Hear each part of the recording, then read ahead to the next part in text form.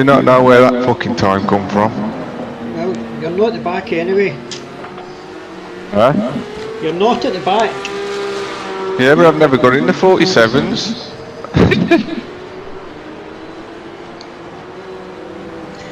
Well, So, I don't know where that come from. I hope that happens to me with the 45s.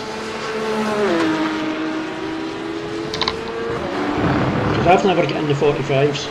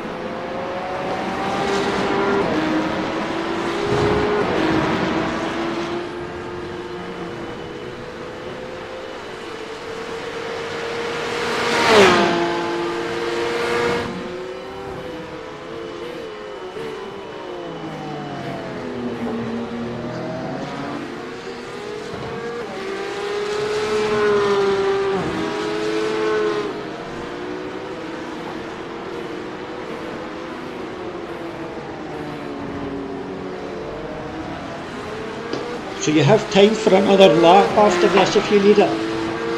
You need it. Alright. So you've got time for another lap. I need it.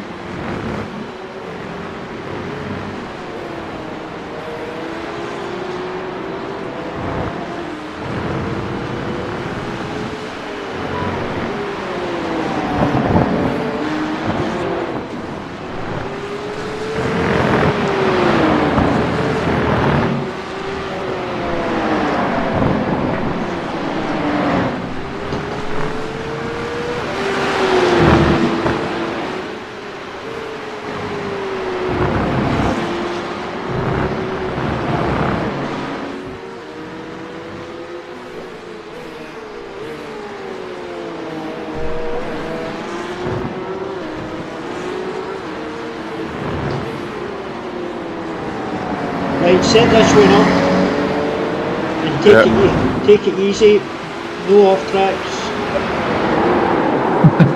That's not setting up, mate. Set up now, go, go, go.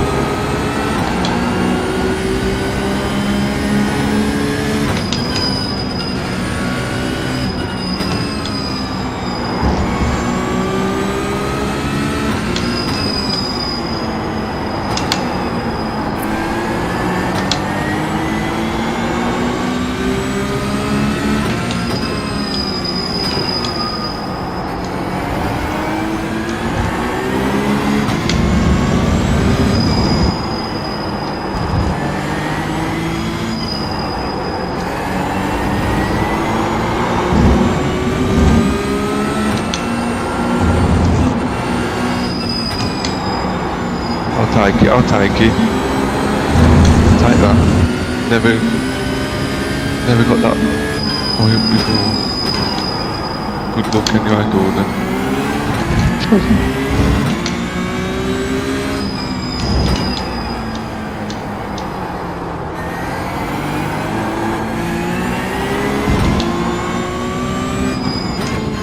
Green flag, green flag.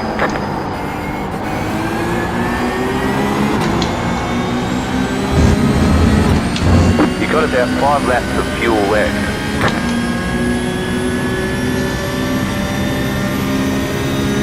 Okay, go.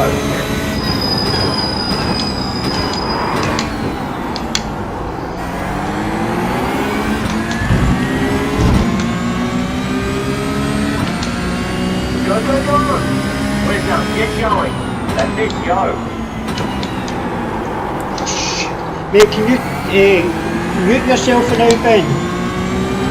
Sorry, buddy. That flipping phone that goes.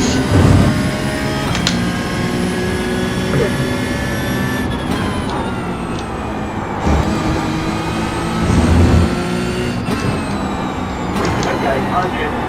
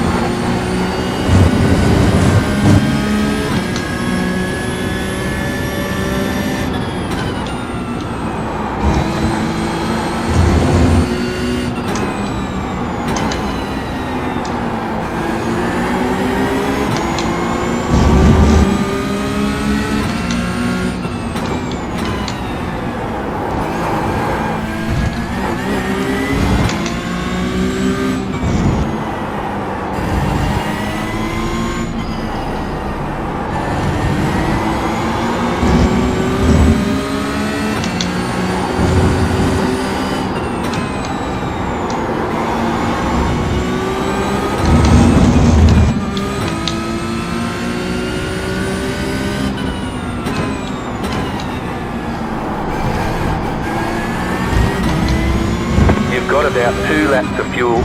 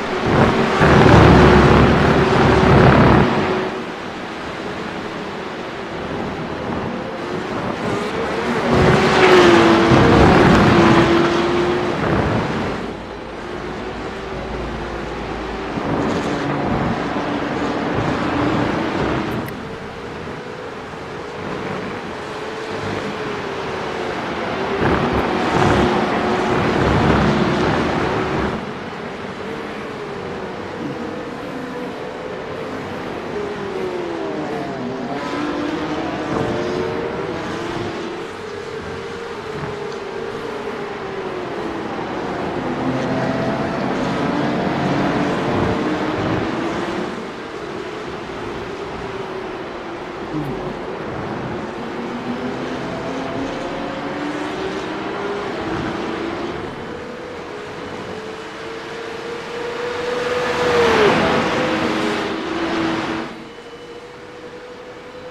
your left.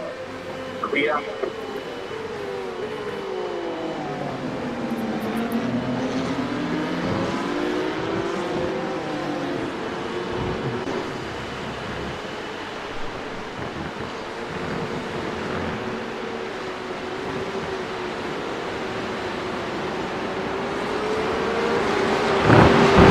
It's gonna rain.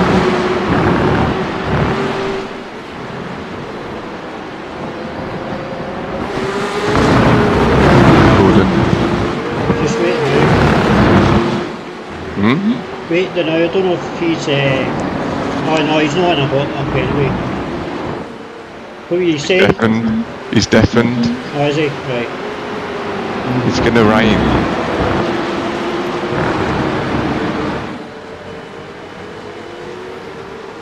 Commentators are saying at the minute it's gonna rain.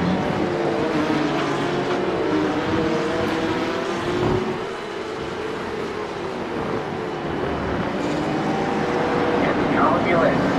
Clear.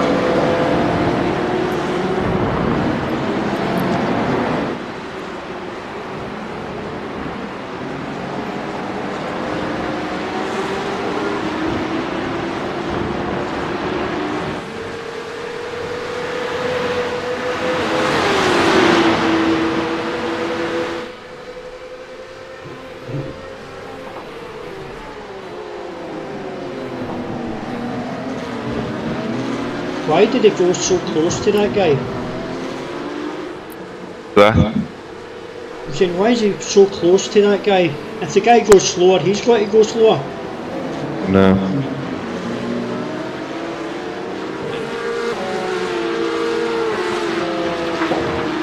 We'll need to win this lap.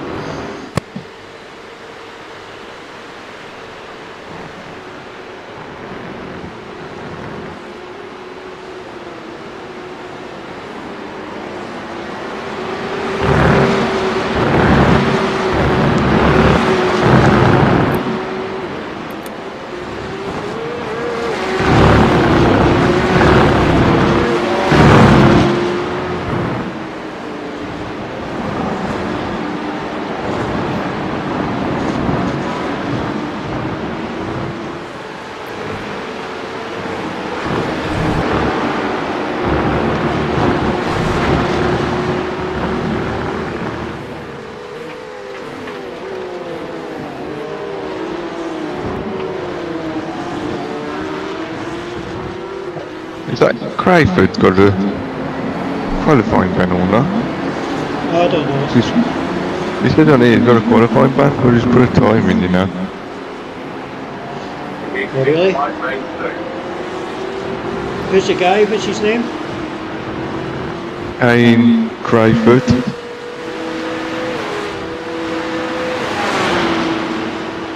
What position's he in? 24th. Oh, Kane Crawford. Yeah. I don't know who's got a qualifying ban. Let me just check. I've been there actually. It says on here that's Sam's put down he's got a qualifying ban.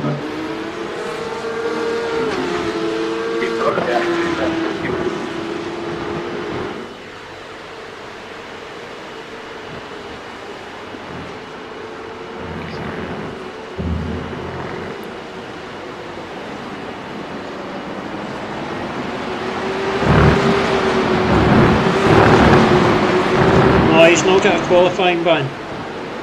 He ain't. No. That's Sam got it wrong then.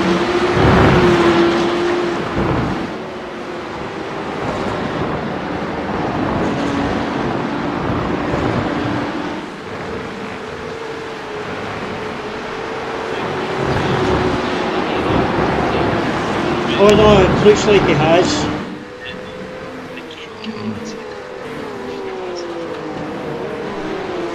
Yeah, he has. For a time in, you know.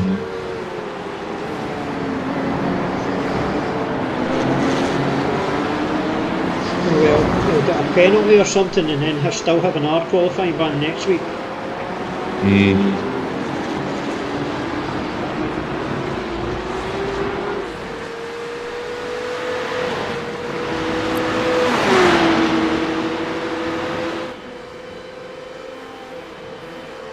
Ben's into P7.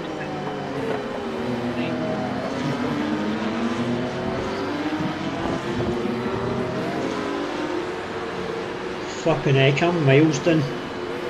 47.2. I know, I've done a 47.4. And he was miles faster than me. He's done some bad laps. I was struggling tonight. Even in practice there, I couldn't get a lap. I found it super slippy. I did it at the start.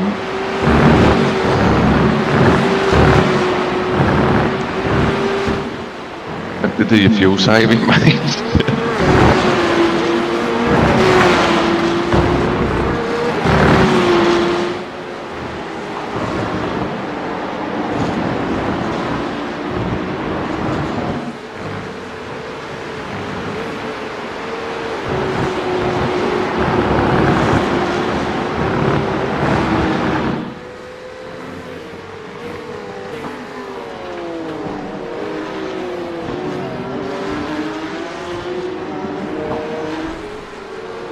Get this lap on fuel.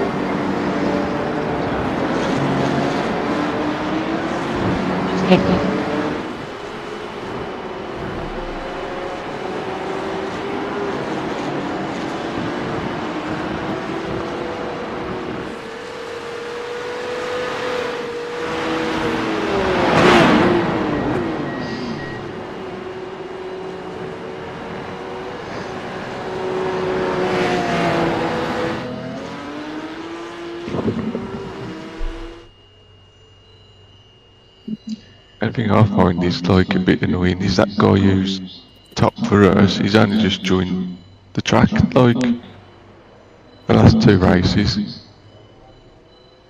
Who's that? Shouldn't be allowed. Azabi Zafik. You know, shouldn't be allowed to join halfway through a season. Well, they get... It'll, Apex still get paid, they still need to buy their way in. yeah, I know, but not very fair, is he? I'd be third, like, technically now, instead of People fourth. do an extra lap in the Pro-Ams, that Kane Crawford saying. Have they? Anyway, good luck, mate. Am I in this race? It's a 60-minute race. Oh aye, we're all in it. Fuck. I forgot. We're all in it, mate. I'm gonna leave anyway.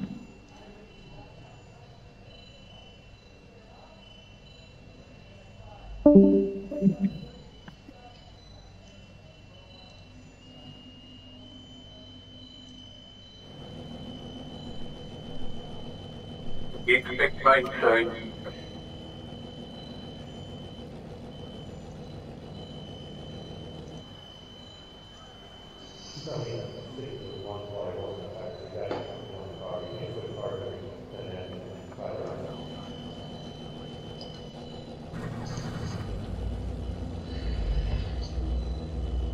Rain is close.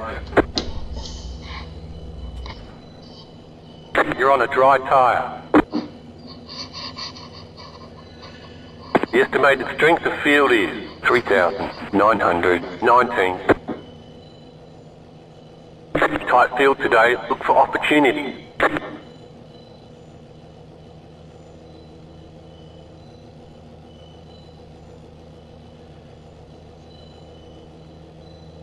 Five cars left to grid.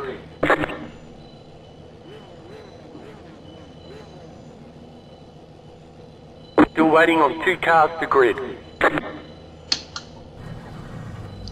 Waiting on the final car to grid. Everyone's gridded.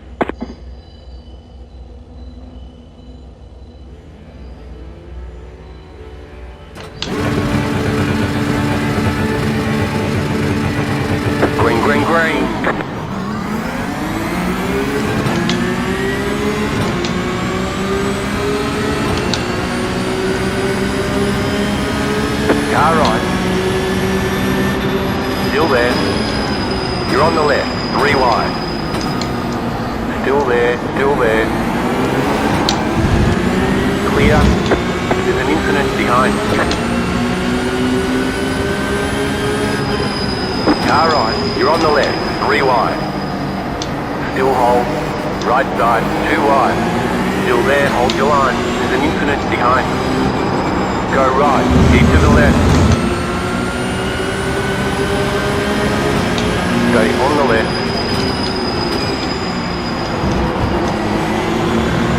Clear. Car on your left. Clear.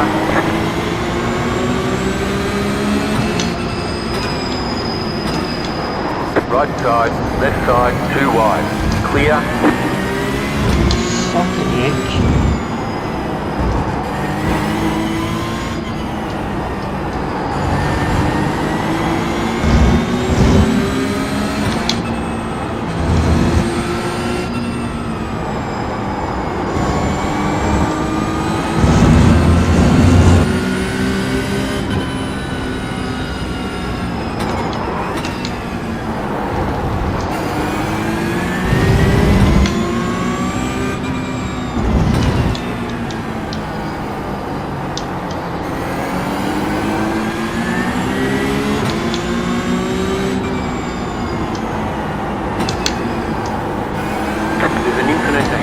Slow car ahead. Car stopped ahead. You got it. Slow car on the right. Go left. 59.633. Car on your left. Clear on the left.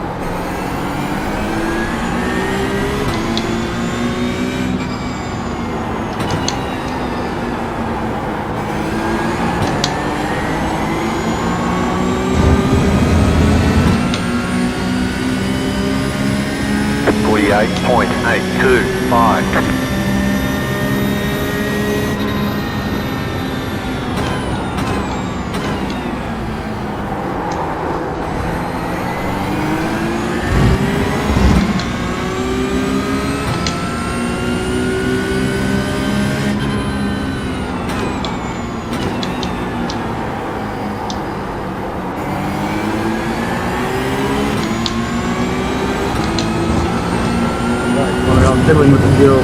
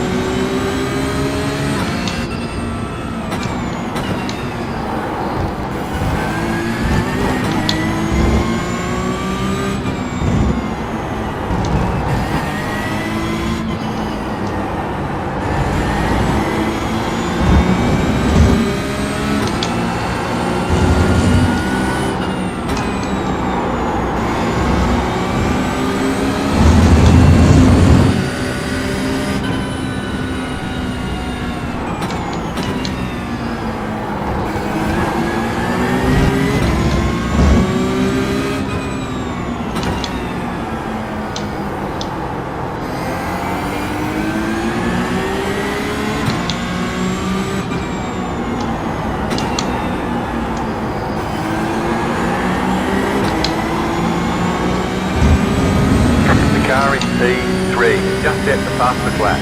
47.058, 48.17. Just set your fastest lap of the session.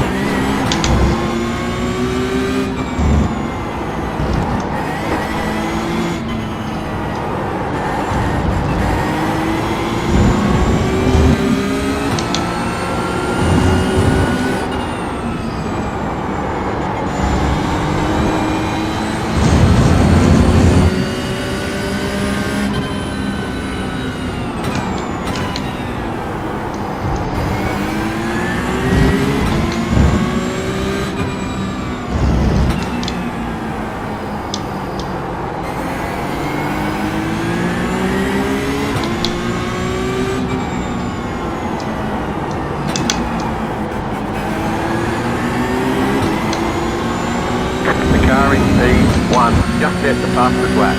46.828, 47.954. Just set your fastest lap of the session.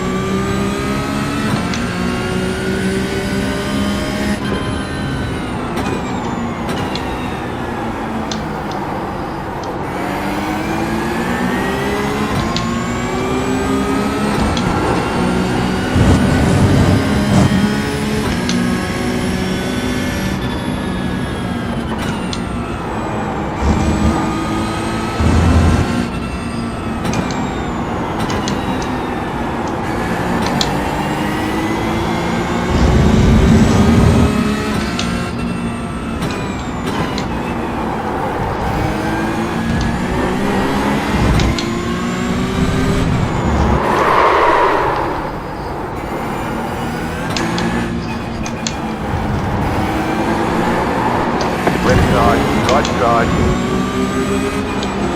Still there. Keep to the left. Stay on the left. You're losing on the car in front. The gap is 3.4 seconds. Keep to the left.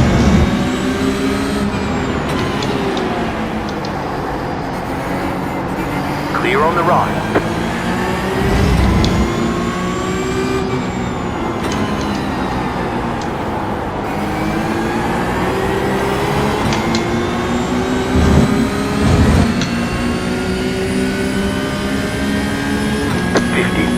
.597.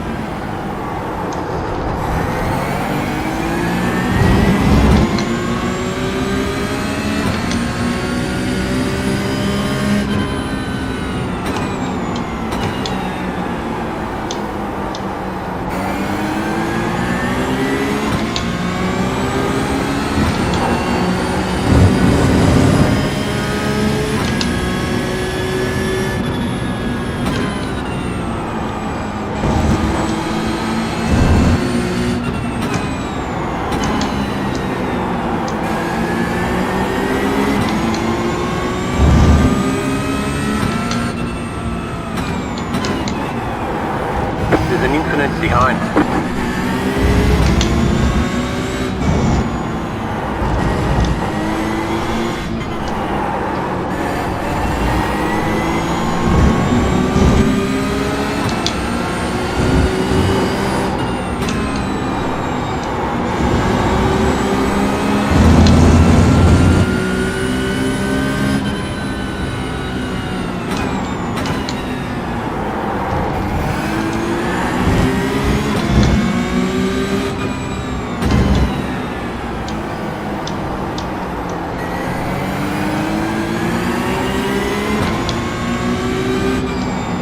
Car in T1, just set the fastest lap.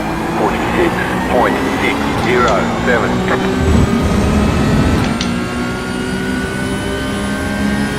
48.157.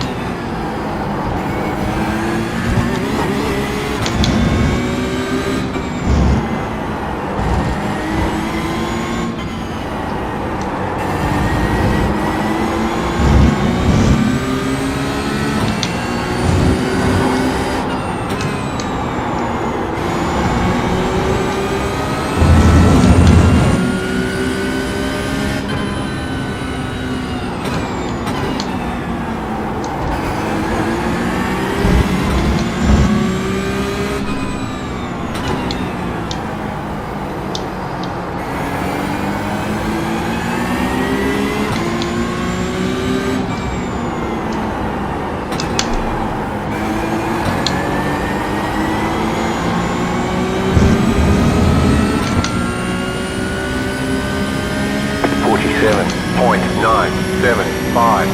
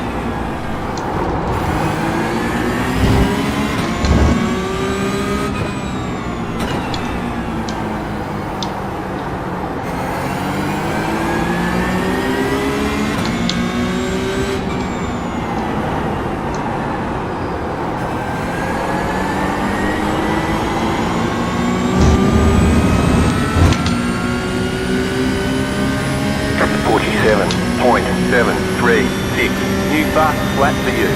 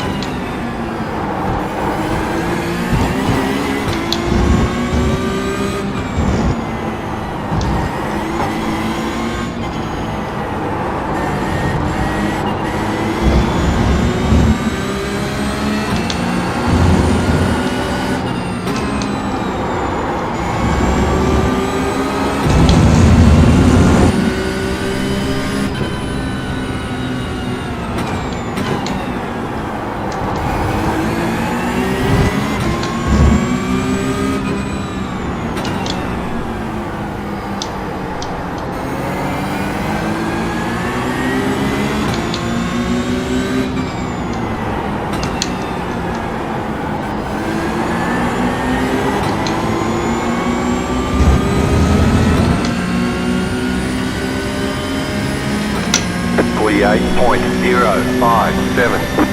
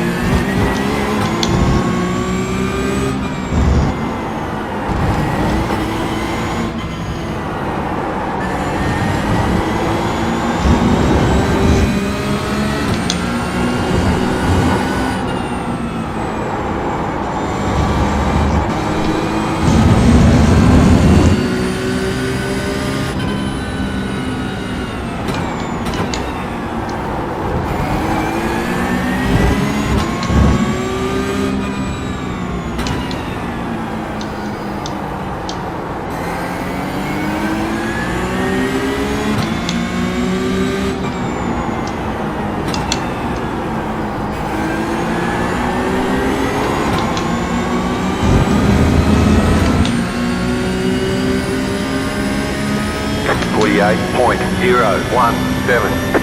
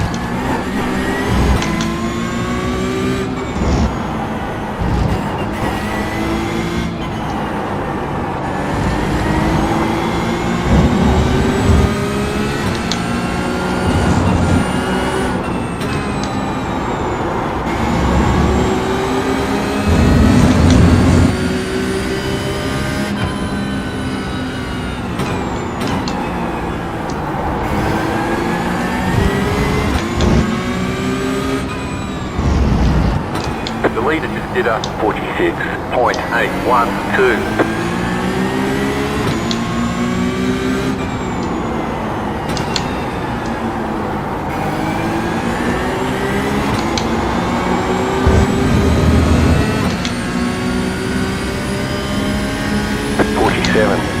.906.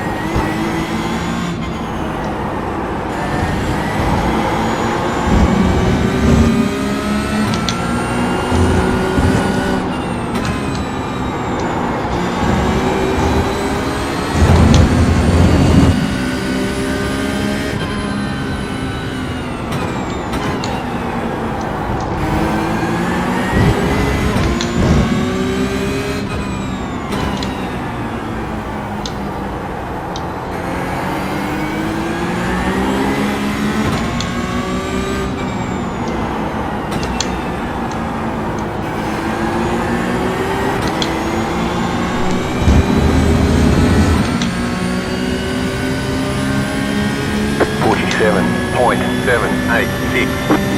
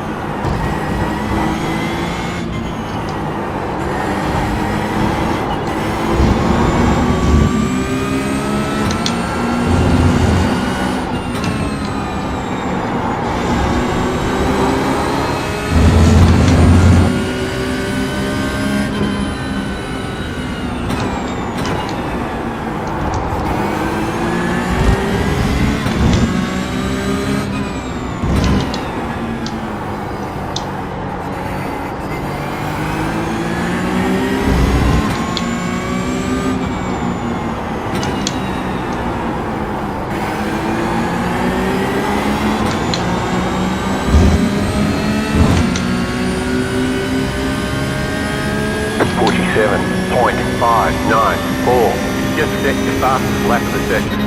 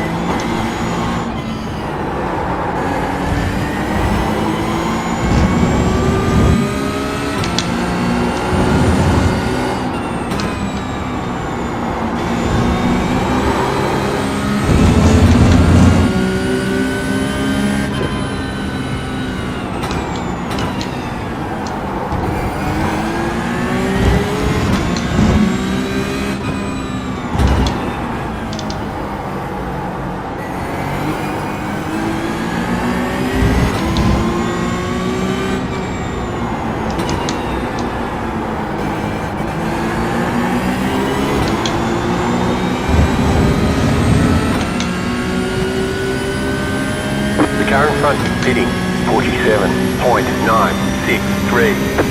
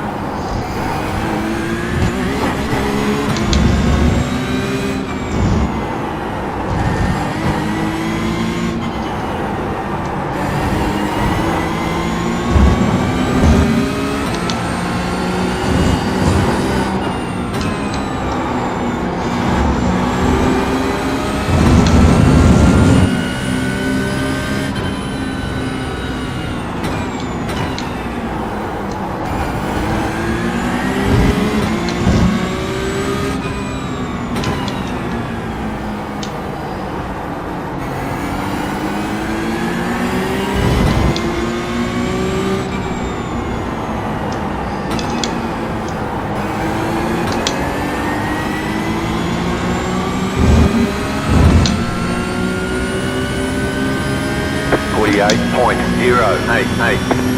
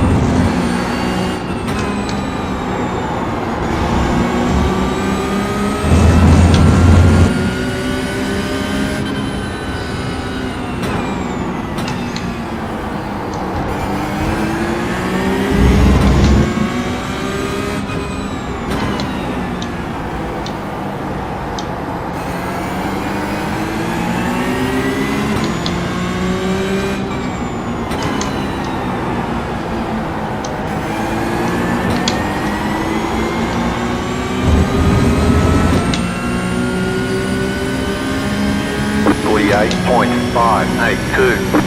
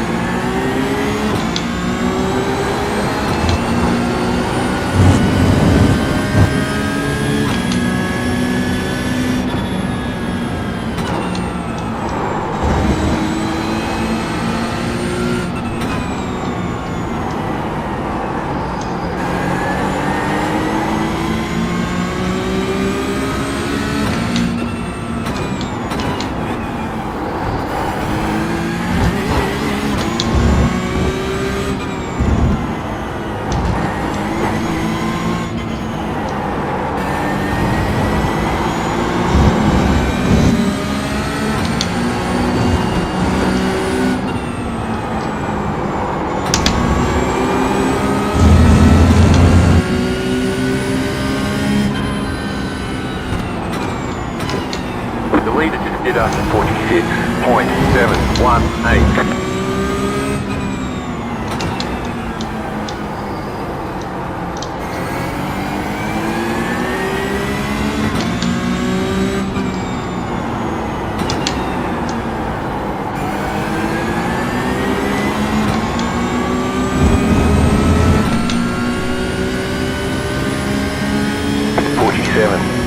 .539. New fast flat figures.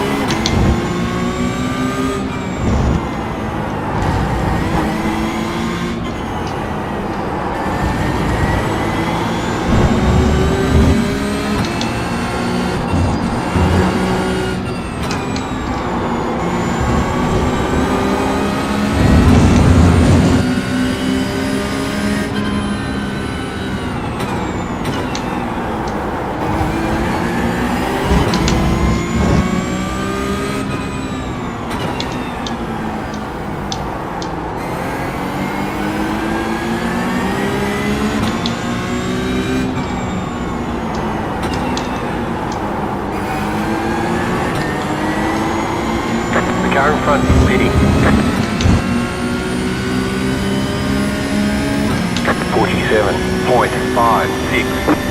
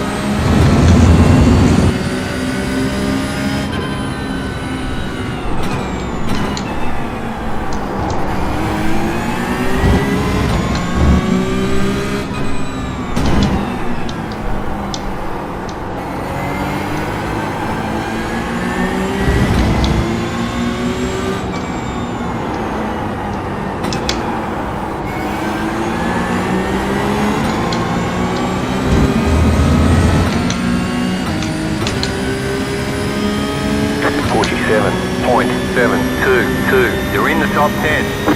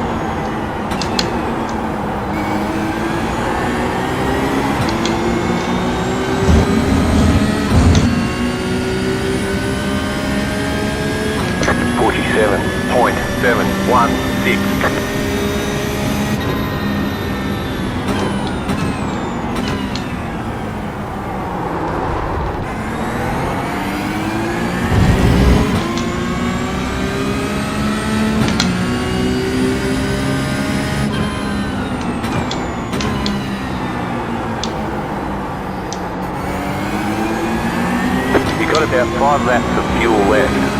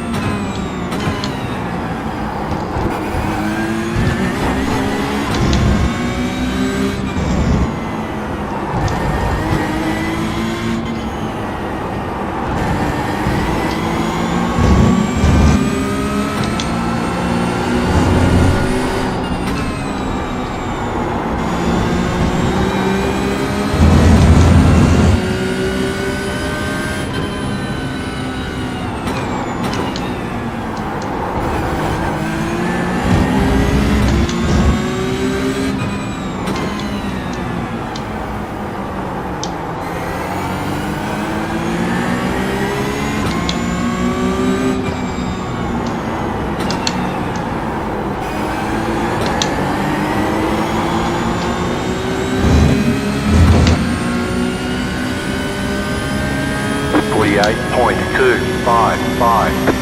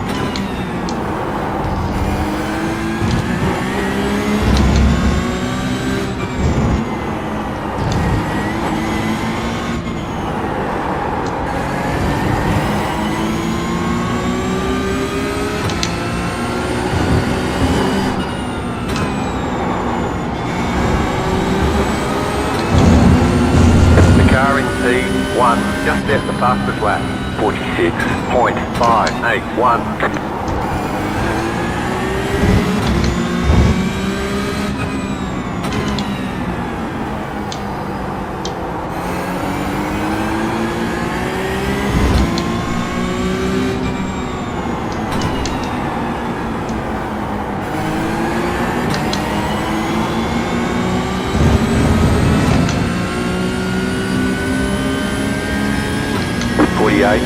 .243.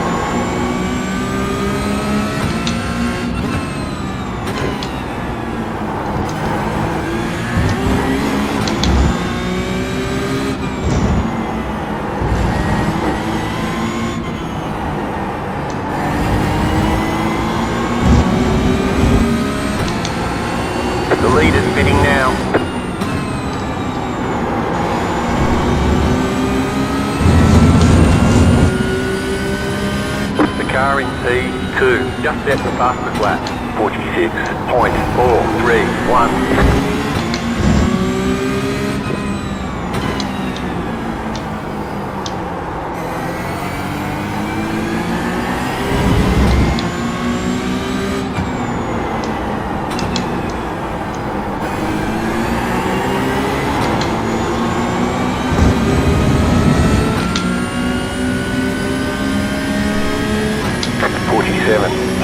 604. The car behind is pitting.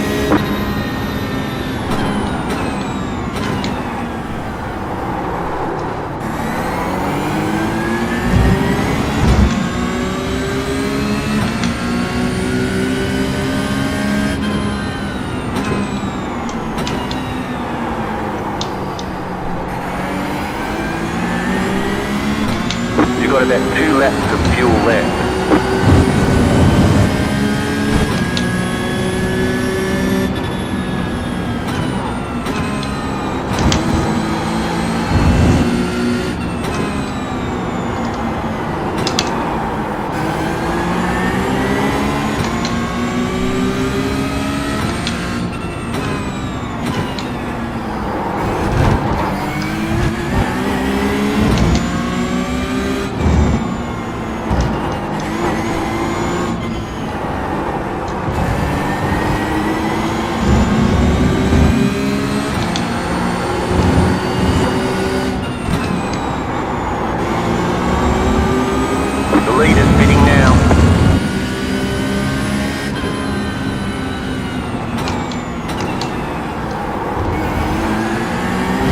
Car 160 is up the front.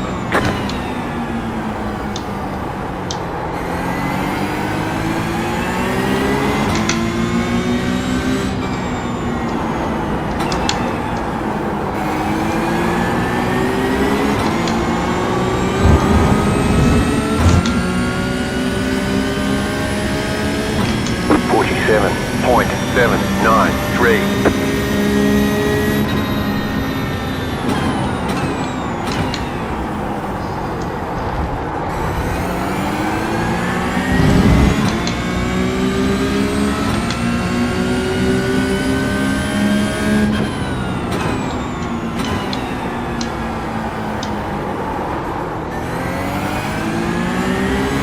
Has about 1 lap of fuel left.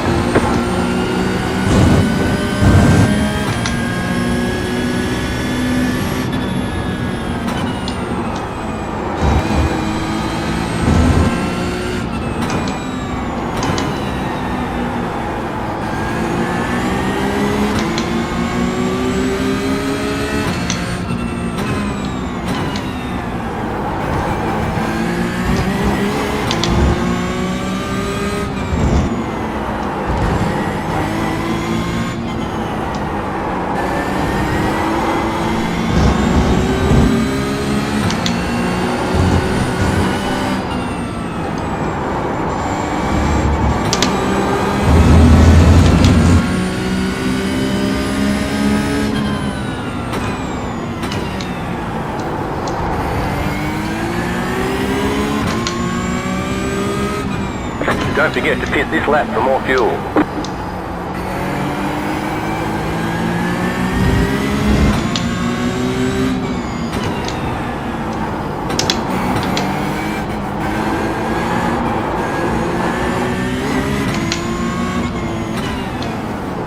Car 123 has taken the lead. Pit box in 5, 3, 2, 1. Right here.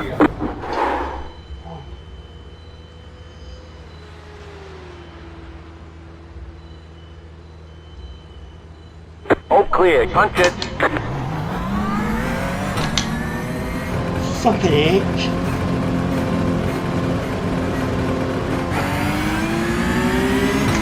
What is that shit?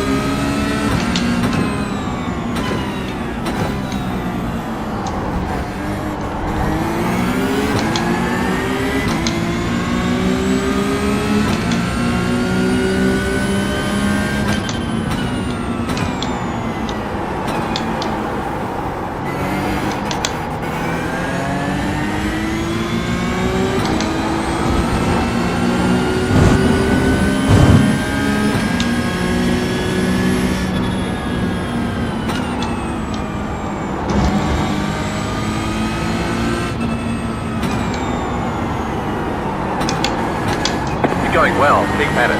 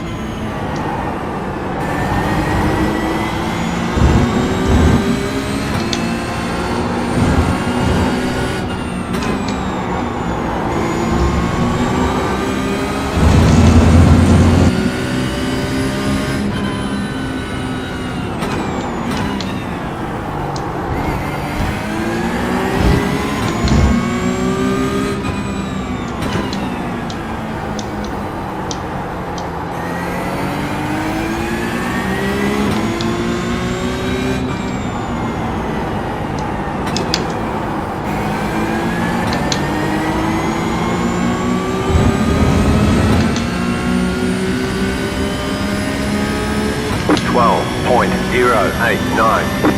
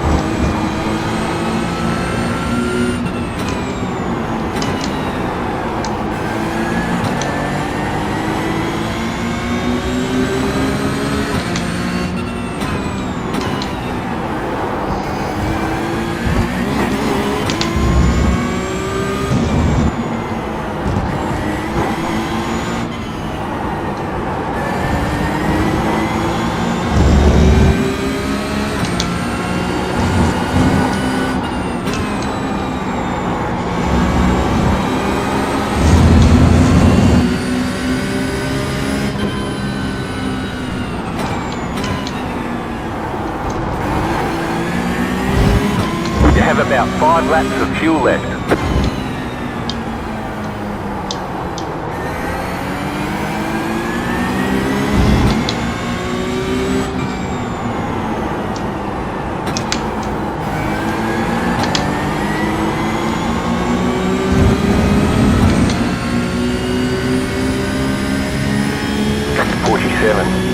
.934.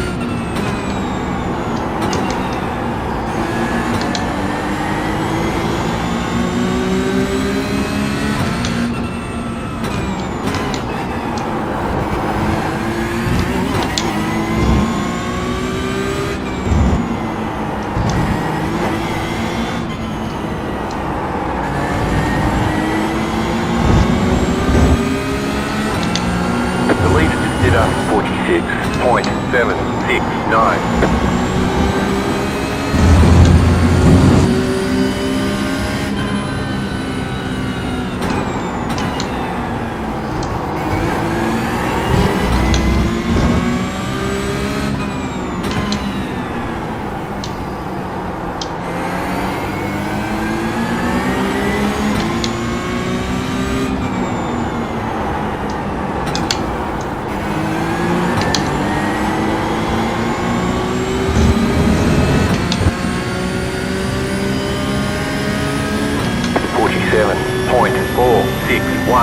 Just set the fastest lap of the session.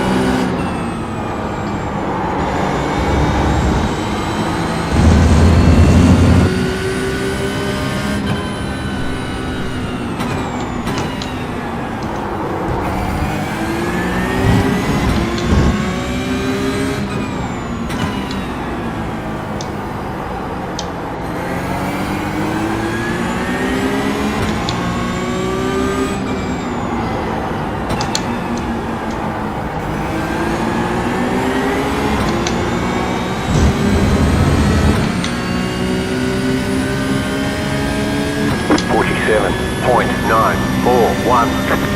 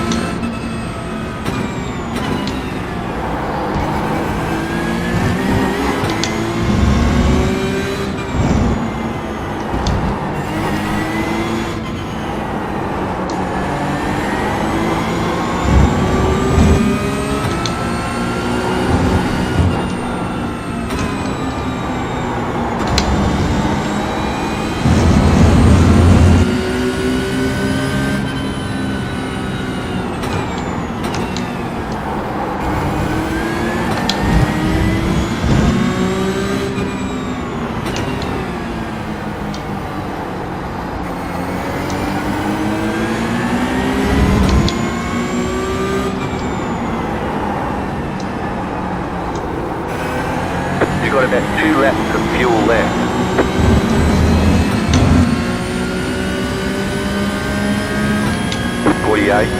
.705.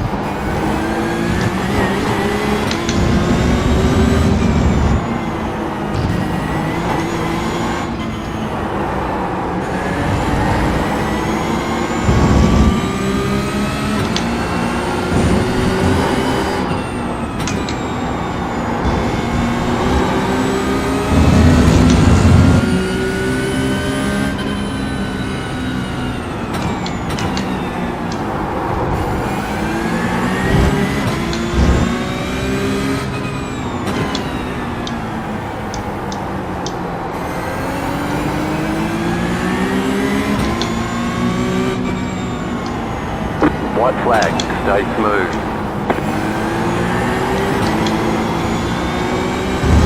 You have about 1 lap of fuel left. 48.348. Car on your left. Clear.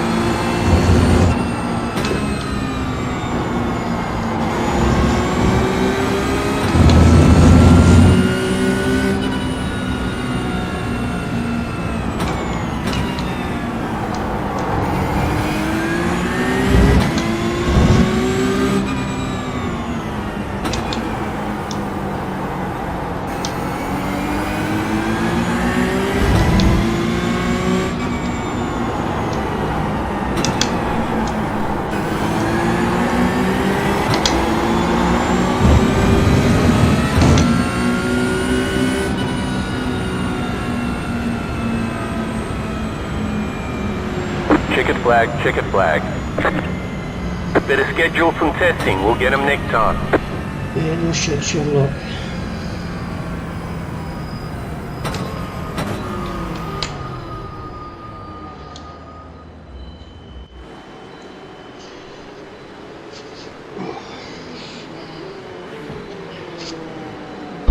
Well, that was terrible.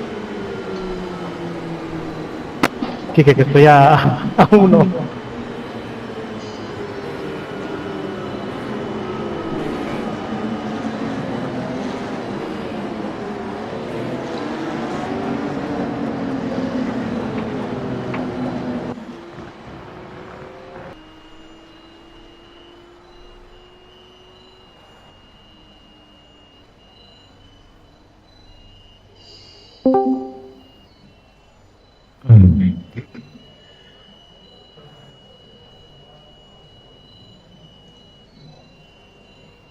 Hi Jamie. You're right, mate. So where did you come? I don't know, to be honest. I mean, P26. Still in the lead lap. Last one on the lead lap, so well done. I had wheel damage. Someone spun at the start, then just tapped the rear of my car. Oh my goodness, I'm flipping. I don't feel well at all. I dodged it, slowed down, but just tapped it in there.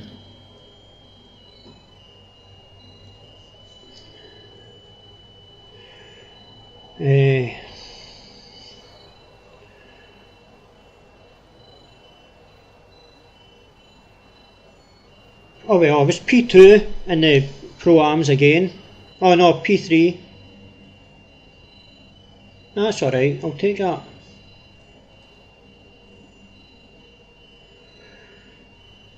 Oh man, I was slow as anything, really slow. And I couldn't go any faster. Oh no.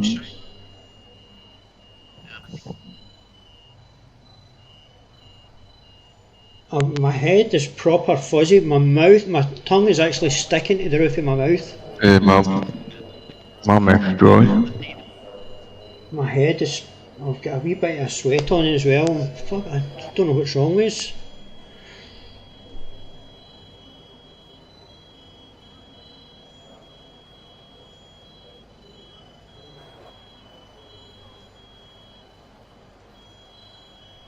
Oh. Who's Ben? Yeah, Ben? I think he's deafened. No, I've just done deafened him, but... Yeah, I'm back. What's up? Oh, what a shit race that was. Yeah, I know. I'm so I was tired. super slow. Me too, man. I'm just fucked. I kept saying that I kept like swerving to let Corey go by because I was just like, man, I'm falling asleep here. He didn't get the hint for ages. And then Yeah. I short pitted, and that was an error because my car was so heavy full of fuel again. I came out like 6 seconds. Guys. I seen you going in. How much fuel did you take on? Oh, fucking thousands of litres. Mate, when I went in, the Iracing calculator put the auto refuel was putting 66 litres back in, and even my race lab thing calculator was saying I needed 66 litres. Yeah, it was doing some weird shit with me too. I had to manually change it while I was driving down the pits and just guessed, and I had an extra lap's fuel. I had to manually adjust it. Once it started fueling, I realised there was 66 litres going in. So I fires it right down, and I overdone it. I put 12 in. Right. Yeah, I put in like 30. I put 12. Oh my goodness.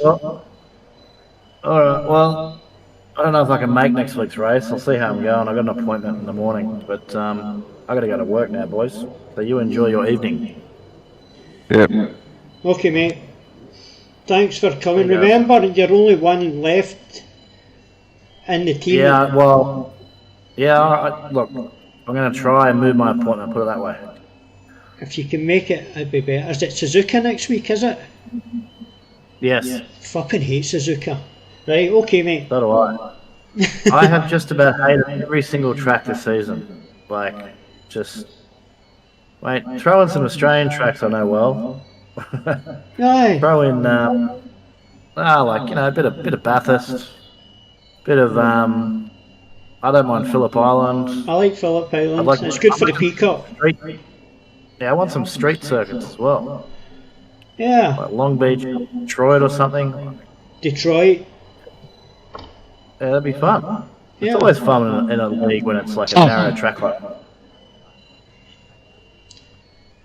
It's been a good selection. I'll see you later. Right, mate. Take care. See you, boys. You know that. Cheers, Ben. Well done. Oh. Oh my goodness, what is wrong with my head?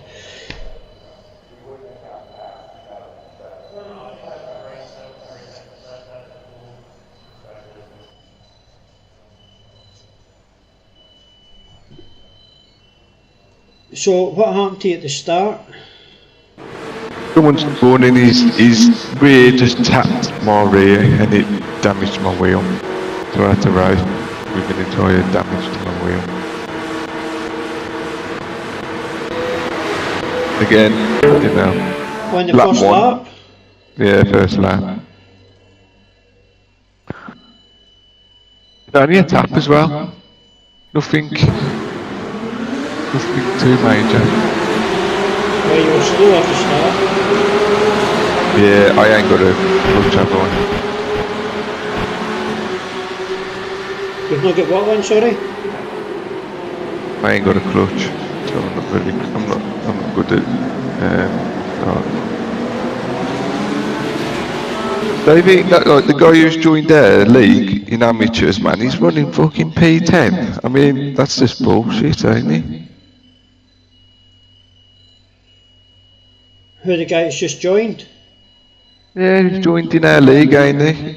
Like in amateurs, in the last racing too, and he's running P10 at the minute. And so what are you thinking, he's taking points off of you? Yeah.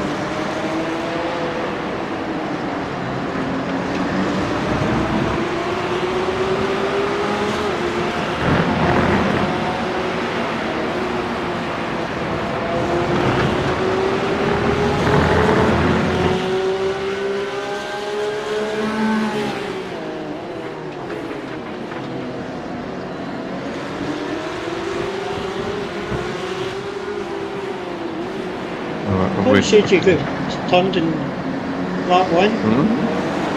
The what? I thought you said you get spun in lap one. I've just followed you around lap one and you never get spun.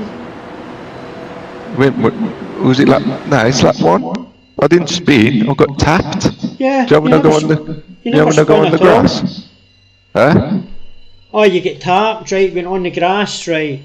I see Yeah, that. that's I when- thought you said you get spun. No, I get tapped. So his rear touches my rear left and damages my wheel. And it was only like the most slight of taps. I thought I dodged him. Unless it's like net cold. You see it there? Yeah, I've seen it a minute ago.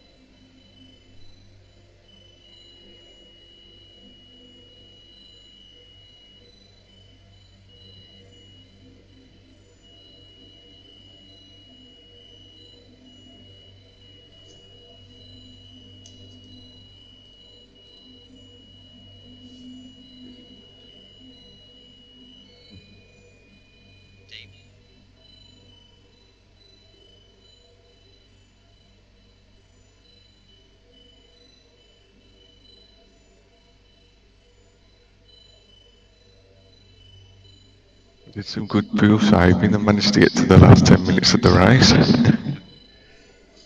I had to get 10 incident points, and that flipping guy Helder Carrera gave me 8 of them. We hit my back, hit the back of me. I only know that I get 1 off track. The drive reserve, man, I finished on 19. Because I got 8. Who's that? Adam Greaveson? No, mate. Who are you? I finished on 19.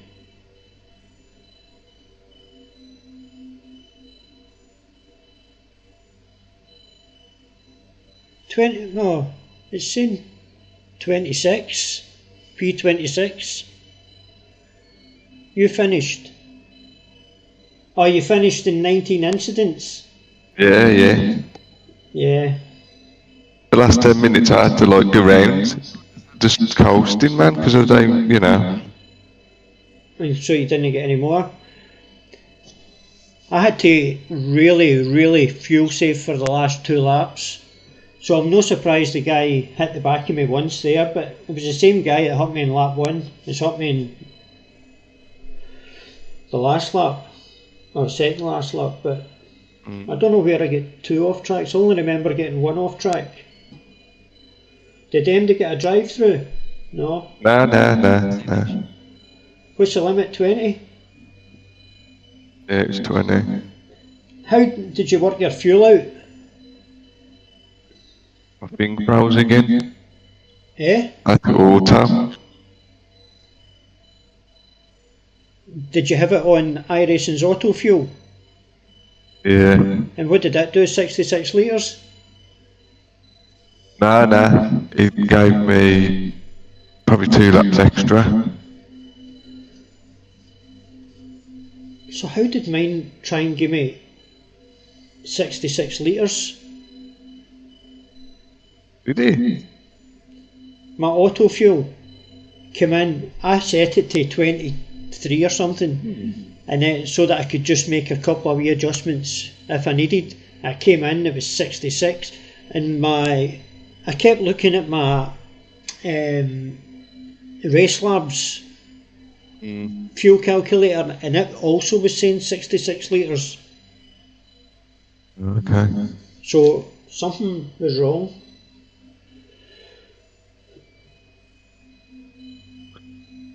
I'm gonna go have some tea. Yeah, I'm going to go and get a drink as well.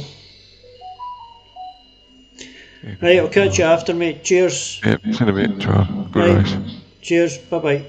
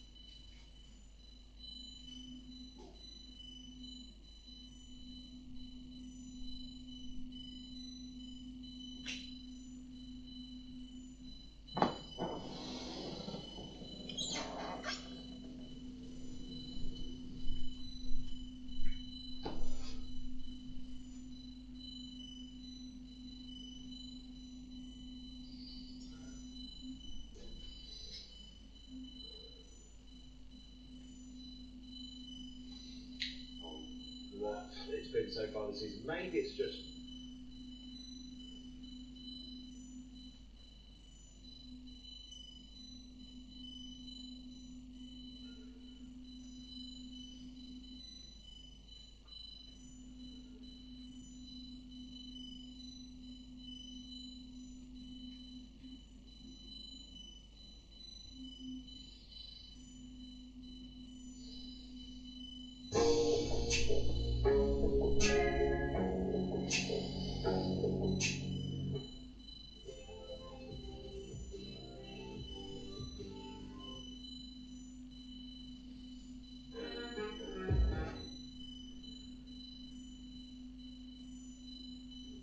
are you struggling?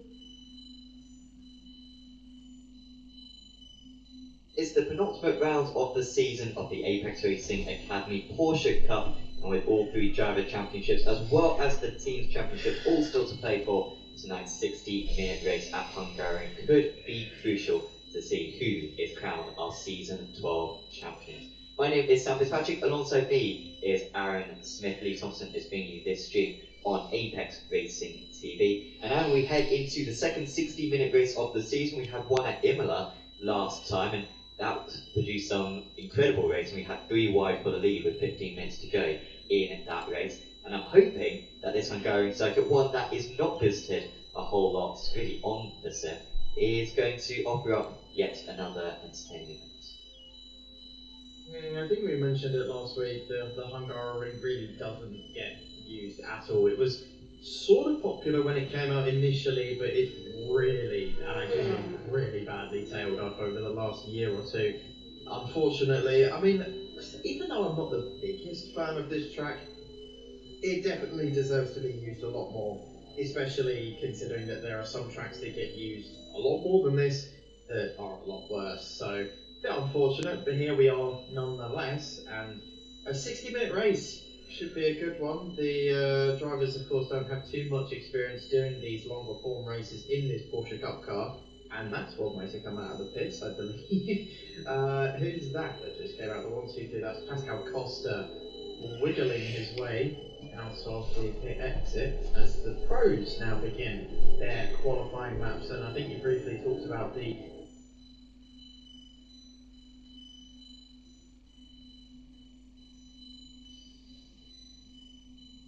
joint fastest driver, so he will be looking for a good result. He is the second highest ARA team driver out there, so no surprise. You can see his pace proudly. But we move on. On pole, Philip Hammer is on pole, ahead of Pascal Costa, the former teammates. I think they've still got a good relationship, so they should be fighting very closely at the front. Then it's got us Svoboda up there in fourth, amazing from the pro driver. Then it's Salvatore Lane and Dawson Zalto, his was qualifying of the season. Colby Warren is in seventh, there's Hemming, Pedersen, Lazarus, Hapacha, Yorkland in 12th. It's top of the amateurs, Aspi Skovic. Great work from him. There's Pisco, Andrews, Sequeira, Marshall Strand, Creason, Edwards, Velasquez, Kokok, Verm, Breivik, Crawford, Tyler, Stoll, Clays, Hatcher, and Beidel. I've only just noticed there's no Despotakis around today, who of course won our other hour-long race back at Imola earlier on in the season, so no Greek representation tonight. Yeah, that's unfortunate. He's been one of my favourite drivers, I think, this season. He's been really, really consistent, always been up there, been a very smart and sensible driver. So, yeah, real shame he's not here tonight. And I think he's currently sitting nice and neat in third place in the Pro Championship. So, done well for a driver I've not seen too much of. So, fair play to the Greek man. And we do hope to see him next week at the final round. As, of course, only one driver holding us up. And there he is. And we can get ready to go racing. It is not the longest pit straight here, but it's an incredibly long run down to turn one, so plenty of chances for a change of rotate. Philip Hammer looking for his first race win of the season. Away we launch at the Hungaroring. It's a better start for Costa. He is gaining, and he has got the inside as well. Goldstein looking very strong as well. Goldstein might even try to make it 3 wide, looking in the middle. Now looking to the outside. Costa versus Hammer is going to be heading into turn one. Costa's got the racing line. He might have a little bit more grip. Hammer staying partially alongside at least. Behind them, Goldstein, Svoboda and Lane all staying in line. Zaldo hasn't lost any places on lap one either, as Costa goes deep on the outside. Sometimes we see this move work very successfully. He's got the inside for turn 3, and it looks like he has converted second place in the grid into the lead on this lap one. We also have a spin for Oyvind Breivik at the back of the field. Oh, that's Kim Andre Bjorklund, who's ended up going into the wall on the exit of turn 3. Not an easy corner, weirdly, in this car, as that's Goverstad overtaking Philip Hammer. He's really had a poor first lap, has the German. Second place man in the championship on pole has fallen back 2 places off of the start, and that is not an ideal thing to do here at the Hungaroring, as some drivers trying to go for a move into the turn 6-7 chicane. Really enough room for 2 cars through there, but some drivers tried it anyway, and everyone ended up coming out the other side okay somehow, as Pascal Costa already 0.8 of a second ahead of Goldstein. That is incredible. But let's remember that some drivers are going to have completely different strategies to one another. Some drivers might be fuel saving, tyre saving, others might be going full send, because remember the rain is coming, so it's going to require potential tyre changes, maybe, depending on how heavy it does come in the end. So some drivers might be thinking, oh, let's just push it to the max, we're going to have to change tyres anyway, so fuel does not matter. But what is Pascal Costa? Oh, that's a spinner in the background, that's Hemming. Oh, he's been hit by, is that Luke Andrews? Yeah, Luke Andrews has gone to the inside. I feel like Hemming probably lost it by himself, and then Andrews had nowhere to go, and of course it's the teammates, isn't it? It is the teammates who have collided right there. He controls Reparto Corse. Is an awful start to the race for them. They do have a fast repair that they can use, but they've got to do an entire lap with a damaged car in order to use it, and they will not be able to get to the end of the race from here on a tank of fuel. They are limited to 60% fuel tank capacity. They should be able to go around a very, very low fuel consumption circuit like this, all the way to about 40 minutes. But yeah, they cannot get to the end of the race from here. By the way, leader of the Pro-Am still Svoboda, leader of the AM still Skovic. Yeah, I think you mentioned it during qualifying. Skovic, very, very impressive qualifying, and up 3 places from where he started, so amazing job from him so far. The Slovenian doing very, very well. And other drivers to note, Kokok up 9 places, Vidal up 12, got some big movers, and also some big losses. Hapacha, I don't think Hapacha has had one good first lap this season. Every single time I always see him do decently in qualifying, and then fall all the way to the back of the grid. I don't know. I feel like he's always the one who gets through the B final, right? I think you're absolutely right in terms of he has a bad heat, and then he's the one who like recovers it in the B final. So yeah, that is the story of his season. So here's a look back at lap 1, and it was very clean into turn 1. To be fair, we sometimes see collisions there, but that was just a little bit of a tap. That was the 117 of George Tyler, so it was a bad setup for all the Q controls with Riccardo Costa cars. They all had a spin or a crash at some point in that first lap. Again, Crawford was involved in something, maybe a bit scared by the drive on the outside, went to the inside, but then it was after that, into turn 3, that Pachenko had the incident. Actually, Crawford got worse for him after the initial instance. He hit the wall, but he is still running, didn't have to take a pit stop. In fact, no one's had to take a pit stop. Lars Hemming, despite having a big crash, did not have to take a pit stop, so everyone's still in a train as Clays was another one who lost it all by himself. Yeah, the rear tyres really don't seem like they want to be agreeing at all round here. They do seem to be... there was a tap. Oh, yeah. There's 2 taps. Yeah, honestly, from when we watched it at first, it kind of looked like he lost it by himself, but yeah, it's complete contact there. He hits him. Ooh, okay, interesting. And wonder if that might potentially be looked after at the end of the race. The stewards might have a cheeky gander at that. As Pascal Costa, after an amazing opening lap, has now started to fall back into the clutches of his fellow rivals. Goddestad is right up his chuff and gaining ever more. It was what, 9/10 at one point, and now it's under half a second. So we could potentially see a change for the lead within the next few laps, depending on how aggressive Goddestad is feeling, depending on how defensive Costa is feeling. So is Costa saving fuel? Is Goddestad going on the attack and potentially using the rain later on to his advantage? The only annoying thing about this track is the slipstream. It's non-existent, basically. You've got the main straight, as you saw there. Goddestad gained a 10th, maybe, but that's kind of what you're going to get. You're not going to gain any more than that. Compared to Spa, what me and Nathan were doing yesterday, where they were gaining half a second coming out of turn 1 all the way up to the comms, so it's the exact opposite. Track position is very much favourable here as Salvatore with an aggressive move on Salvatore Lane, but it ended up working in his favour, ran the outside into turn 3. Brave and bold, but Salvatore needs to do it after a bit of a poor qualifying, and he's now up to 5th. Yeah, interesting on that last lap, these guys actually matched the leaders, so they're not losing a whole lot of time. I don't know if it was a mistake from Costa that last time round, but yeah, Salvatore, whilst he may not have had the qualifying pace, given he has got a bit more race pace, he'll be looking for another race victory. If we beat Hammer today, then I think mathematically that might be the championship completely sewn up. I'm not entirely sure. We won't confirm anything at the end of today, but certainly Sabota and Zaradil looking very good in the Pro and the Pro Championships, respectively. There was an issue earlier on this lap for, was it actually, I think it was Luke, no, it was Jamie Edwards, I think.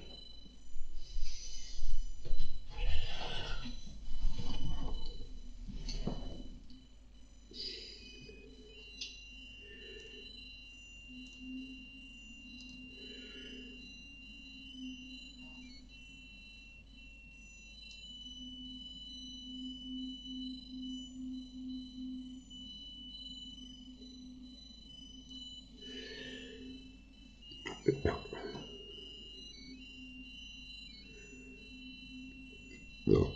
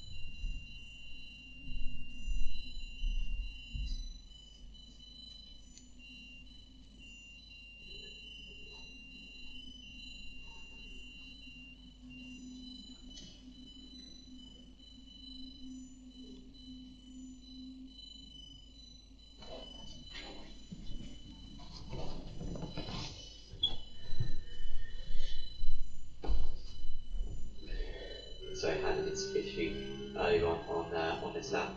So he's down into 23rd place, means that Helder Sequeira is in a comfortable second place out of the AMs now. And he's putting some pressure on Frederick Coco. Now, of course, Coco is a pro AM driver. He has got a higher iRacing by, well, I think he got double the iRacing. Sequeira down at 2.2, Coco at 4.1. But Sequeira actually qualified many places above Coco. Coco actually got a much better start and was able to overtake. So it might actually be the amateur driver who's more likely to overtake than the pro-am driver to qualify. Well, we'll keep an eye on it, as Coco, I think I did mention a few laps ago, amazing start, and now he's just got to build upon it from here. As he started, all the way down in 22nd place, I believe, if my maths aren't failing me. So, not a great session for him, but a great race so far. As Velasquez looking to pass Greaveson, who's been holding him up for the last few laps. And Vidal looking to get past a pair of them potentially. Pro-Am versus two AMs. This should potentially be an interesting one. And then they've got Matt Strand up ahead of them, who I believe, after the taking away of Pascal Costa's win, meant he won that second heat race. So he's the only non-Pro-Am driver to win a race so far this season, which we don't get to say very often in any Apex series, to be honest. It's always usually the pros, as you'd expect, winning. But when a Pro-Am or an AM does it, it's just a bit special. It leaves you with a warm feeling. It's all dear, hello, it's Gordon Marshall versus Sequeira, and this is just for points paying positions, not in the same class, but Gordon Marshall wants to get past the AM nevertheless. Around the outside, this is going to be a bold move. Do not see many overtakes around here, but the Scotsman's going to give it a damn good go, squeezing Sequeira all the way to the outside. A little bit of contact between those two, and here comes Coco right up the inside of Sequeira. Just about manages to hold on to that 13th place. This Gordon Marshall up to 12, and that got awfully close in those final few corners. Yeah, I guess, so yeah, Sequeira and Marshall both got past Coco, I believe. No. So, yeah, it must have been a mistake from the Dutch driver. It was a mistake by to me. allow them both past, so Marshall can... oh no, so Marshall fell into the clutches, didn't he? So Marshall was ahead of these guys, and then, he made a mistake. Coco and Sequeira got close, but Marshall was able to hold on, and there's quite a few now behind there. These guys, Matt Strand, who we were mentioning before, he got the race win last time out. The Heat 2 started off dry, and then literally 2 corners into the race it started raining, and by the end of the race he was lapping 15 seconds that faster, and didn't win it on track. He was blocked on the run to the line, but he did get the result post race. So that's to Max Strand for that one. He was the highest point scorer in the amateur, in the pro. So last time I he's up to 5th in the championship.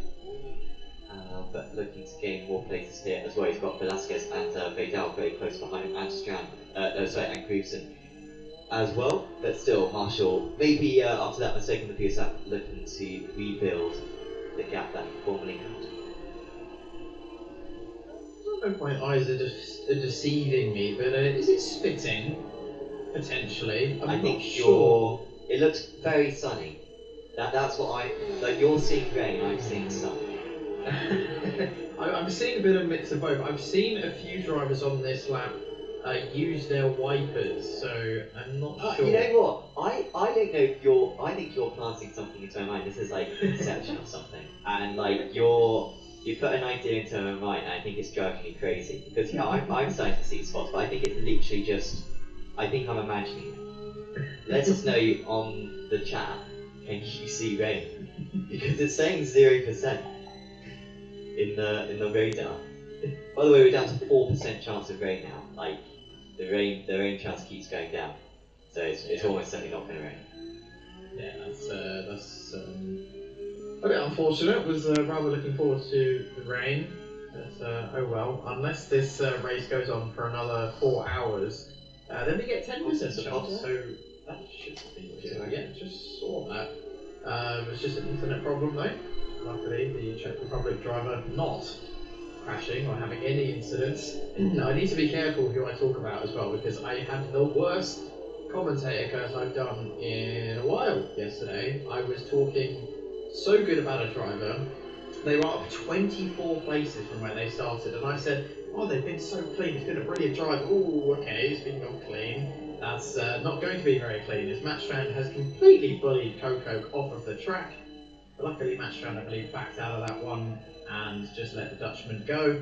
But yeah, yesterday, this driver was up 24 places, and I was like, oh yeah, they've been driving so clean. And as I was saying that, they punted someone off. So yeah, I felt solely responsible for that driver crashing. And let's hope I don't cause any other incidents today. Is Griefson up the inside of Matt Strand into turn 12. That was a bit tricky though, as Matt Strand coming back at him, but couldn't quite manage to do it. Matt Strand been struggling the last few laps, admittedly, so falling further and further back into the clutches of Velasquez, Vidal, Verman, Hapasha. So going to have to be watching in his rearview mirror over the next few laps, and a bit of a disappointing start to the race for a driver who, I mean, did so well at Indiana. It was more strategy than anything, but I mean, surely the momentum should be with him.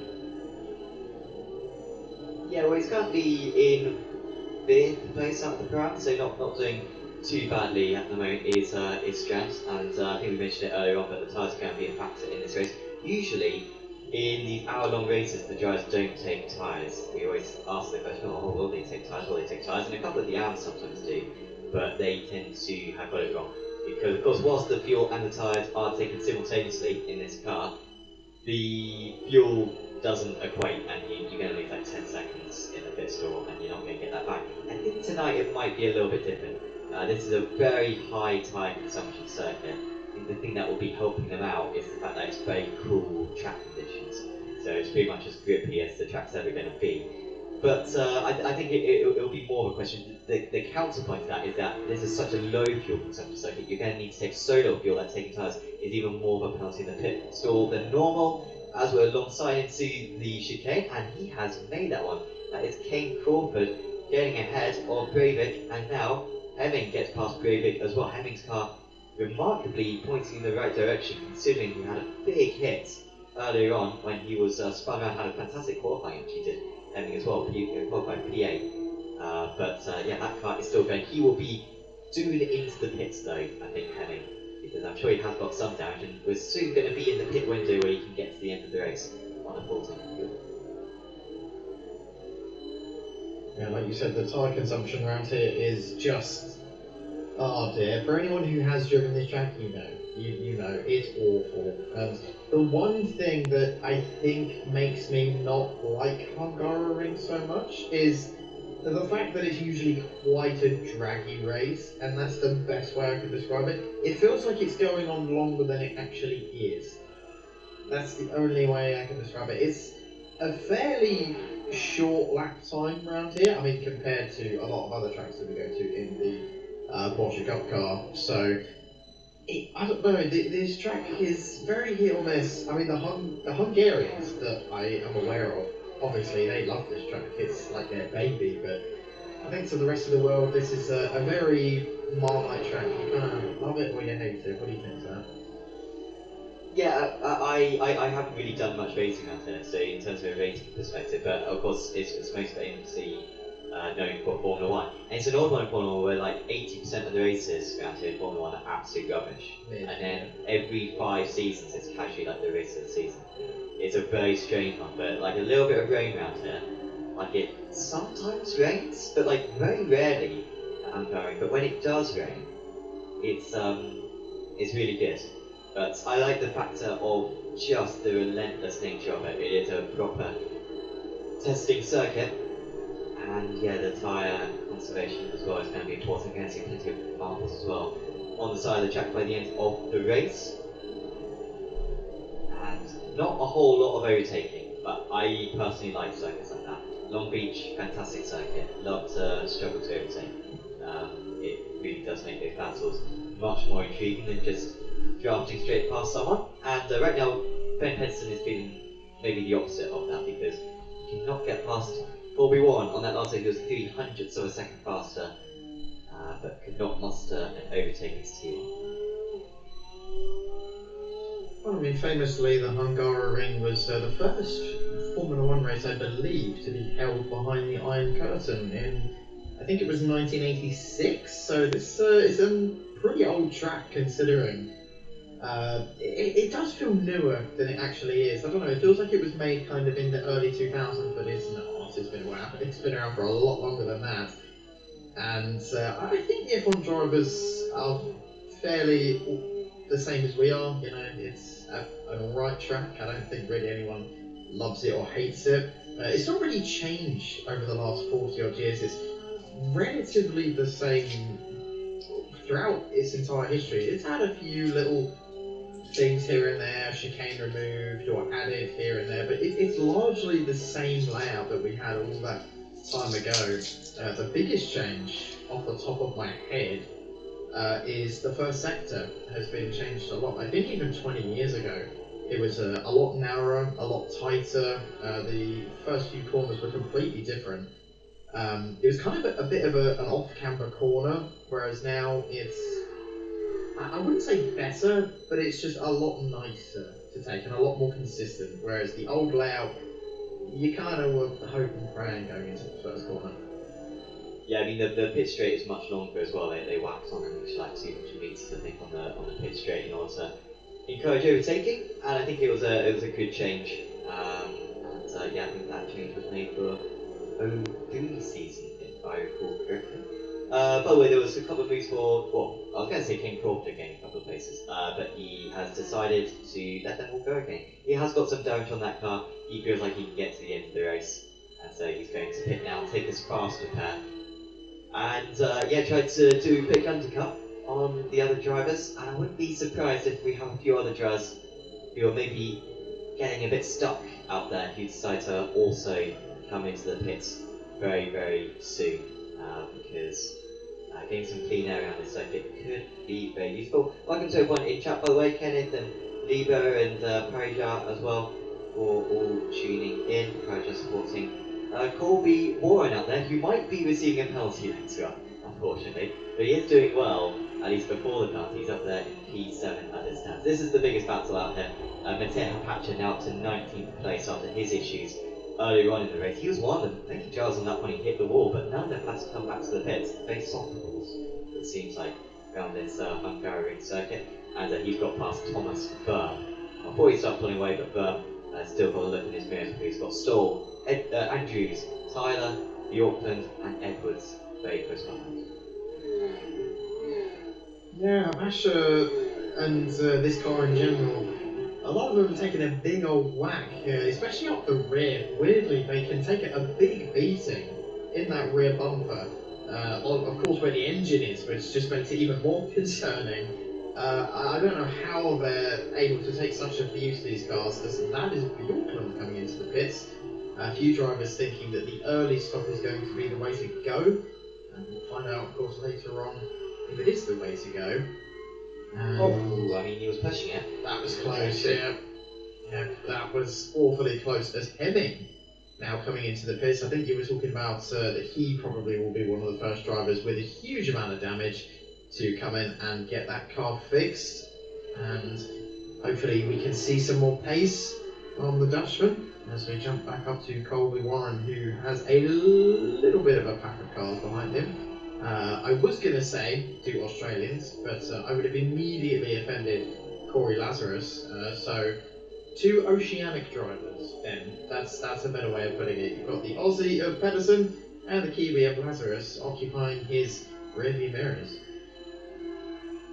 Yeah, and I think in terms of time zones, probably worse for Pedersen. I'm not sure if he's east or west coast, but I think Lazarus will be playing with 11 hours of time difference, which is bad, but at least it's like in the very early hours of the morning, whereas Pedersen's basically in the night, I think, right now, with only about, 9 hours, 10 hours of time difference.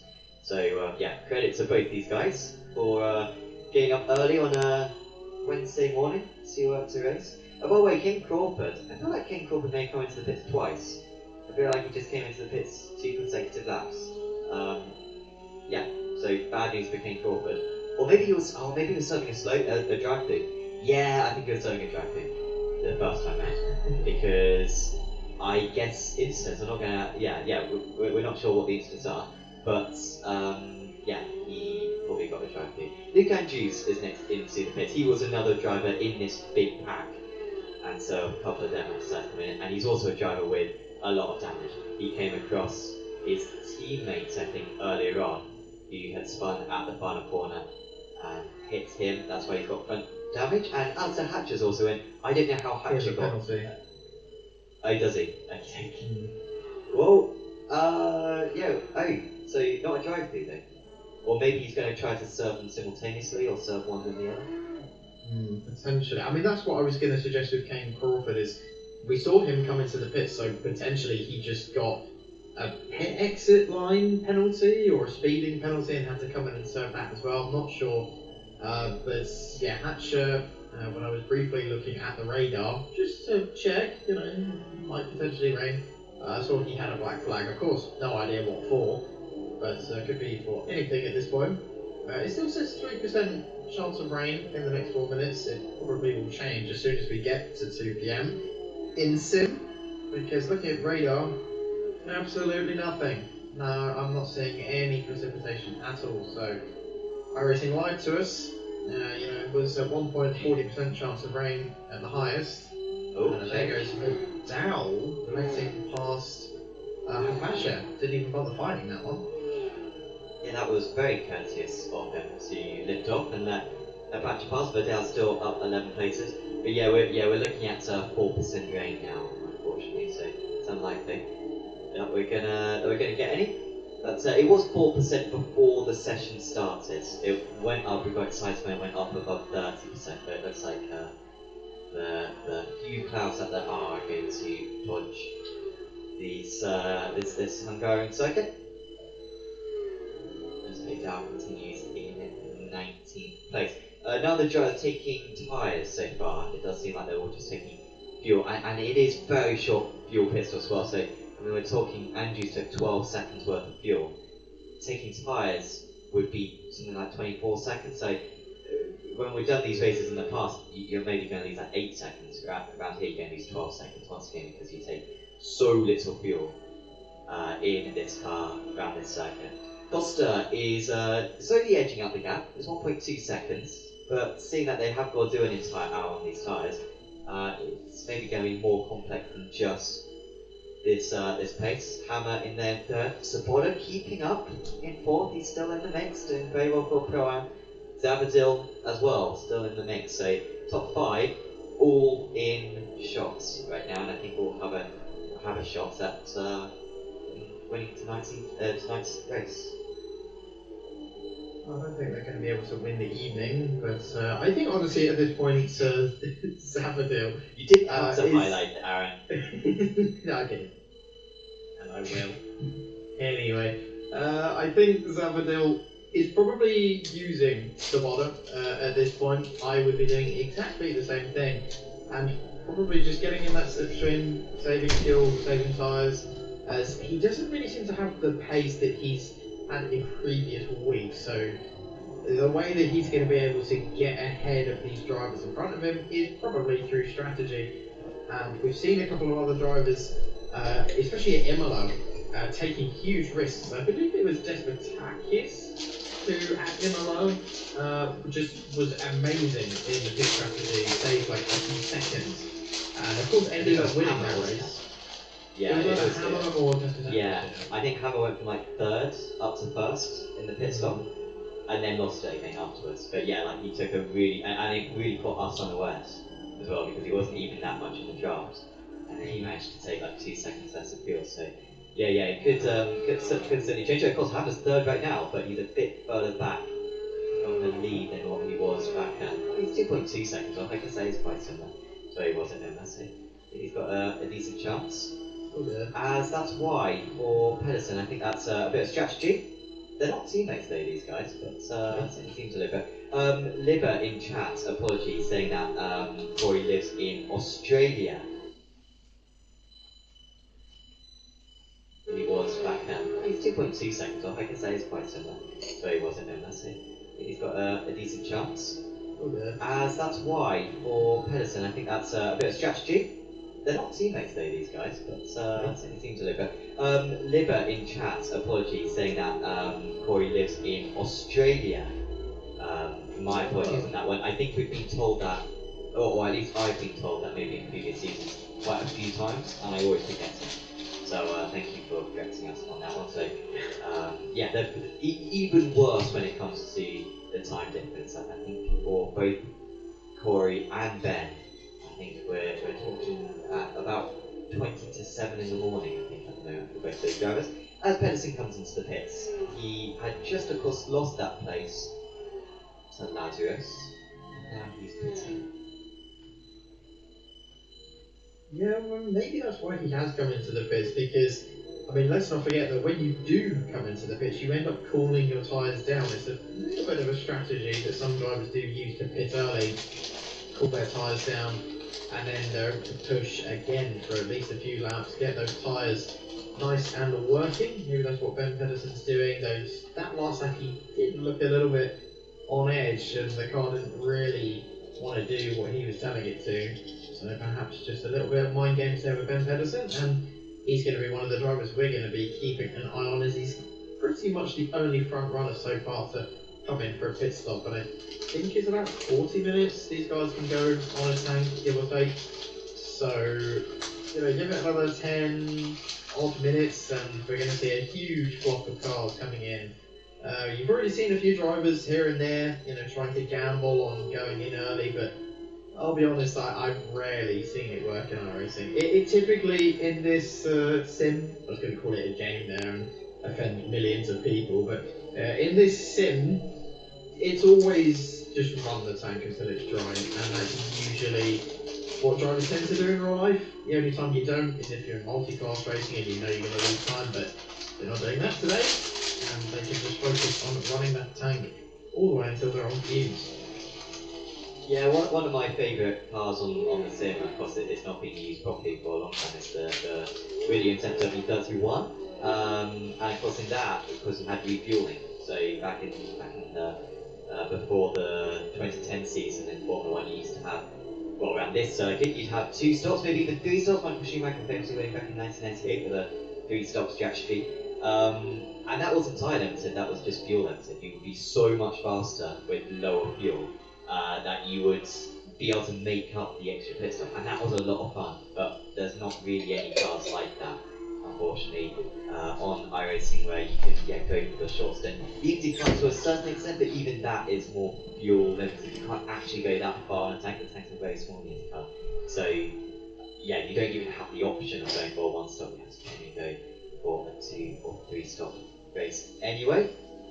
But yeah, it would be cool if I don't know, if the fuel weighed like 10 times more than it was, than it is, then it would be like a really cool strategy thing where, do I put 50 litres in at the halfway stage, or do I go for 225 litre stints? Because you might be 3 seconds a lap off the pace. That is genuinely a change that I would make, even though it's insanely unrealistic.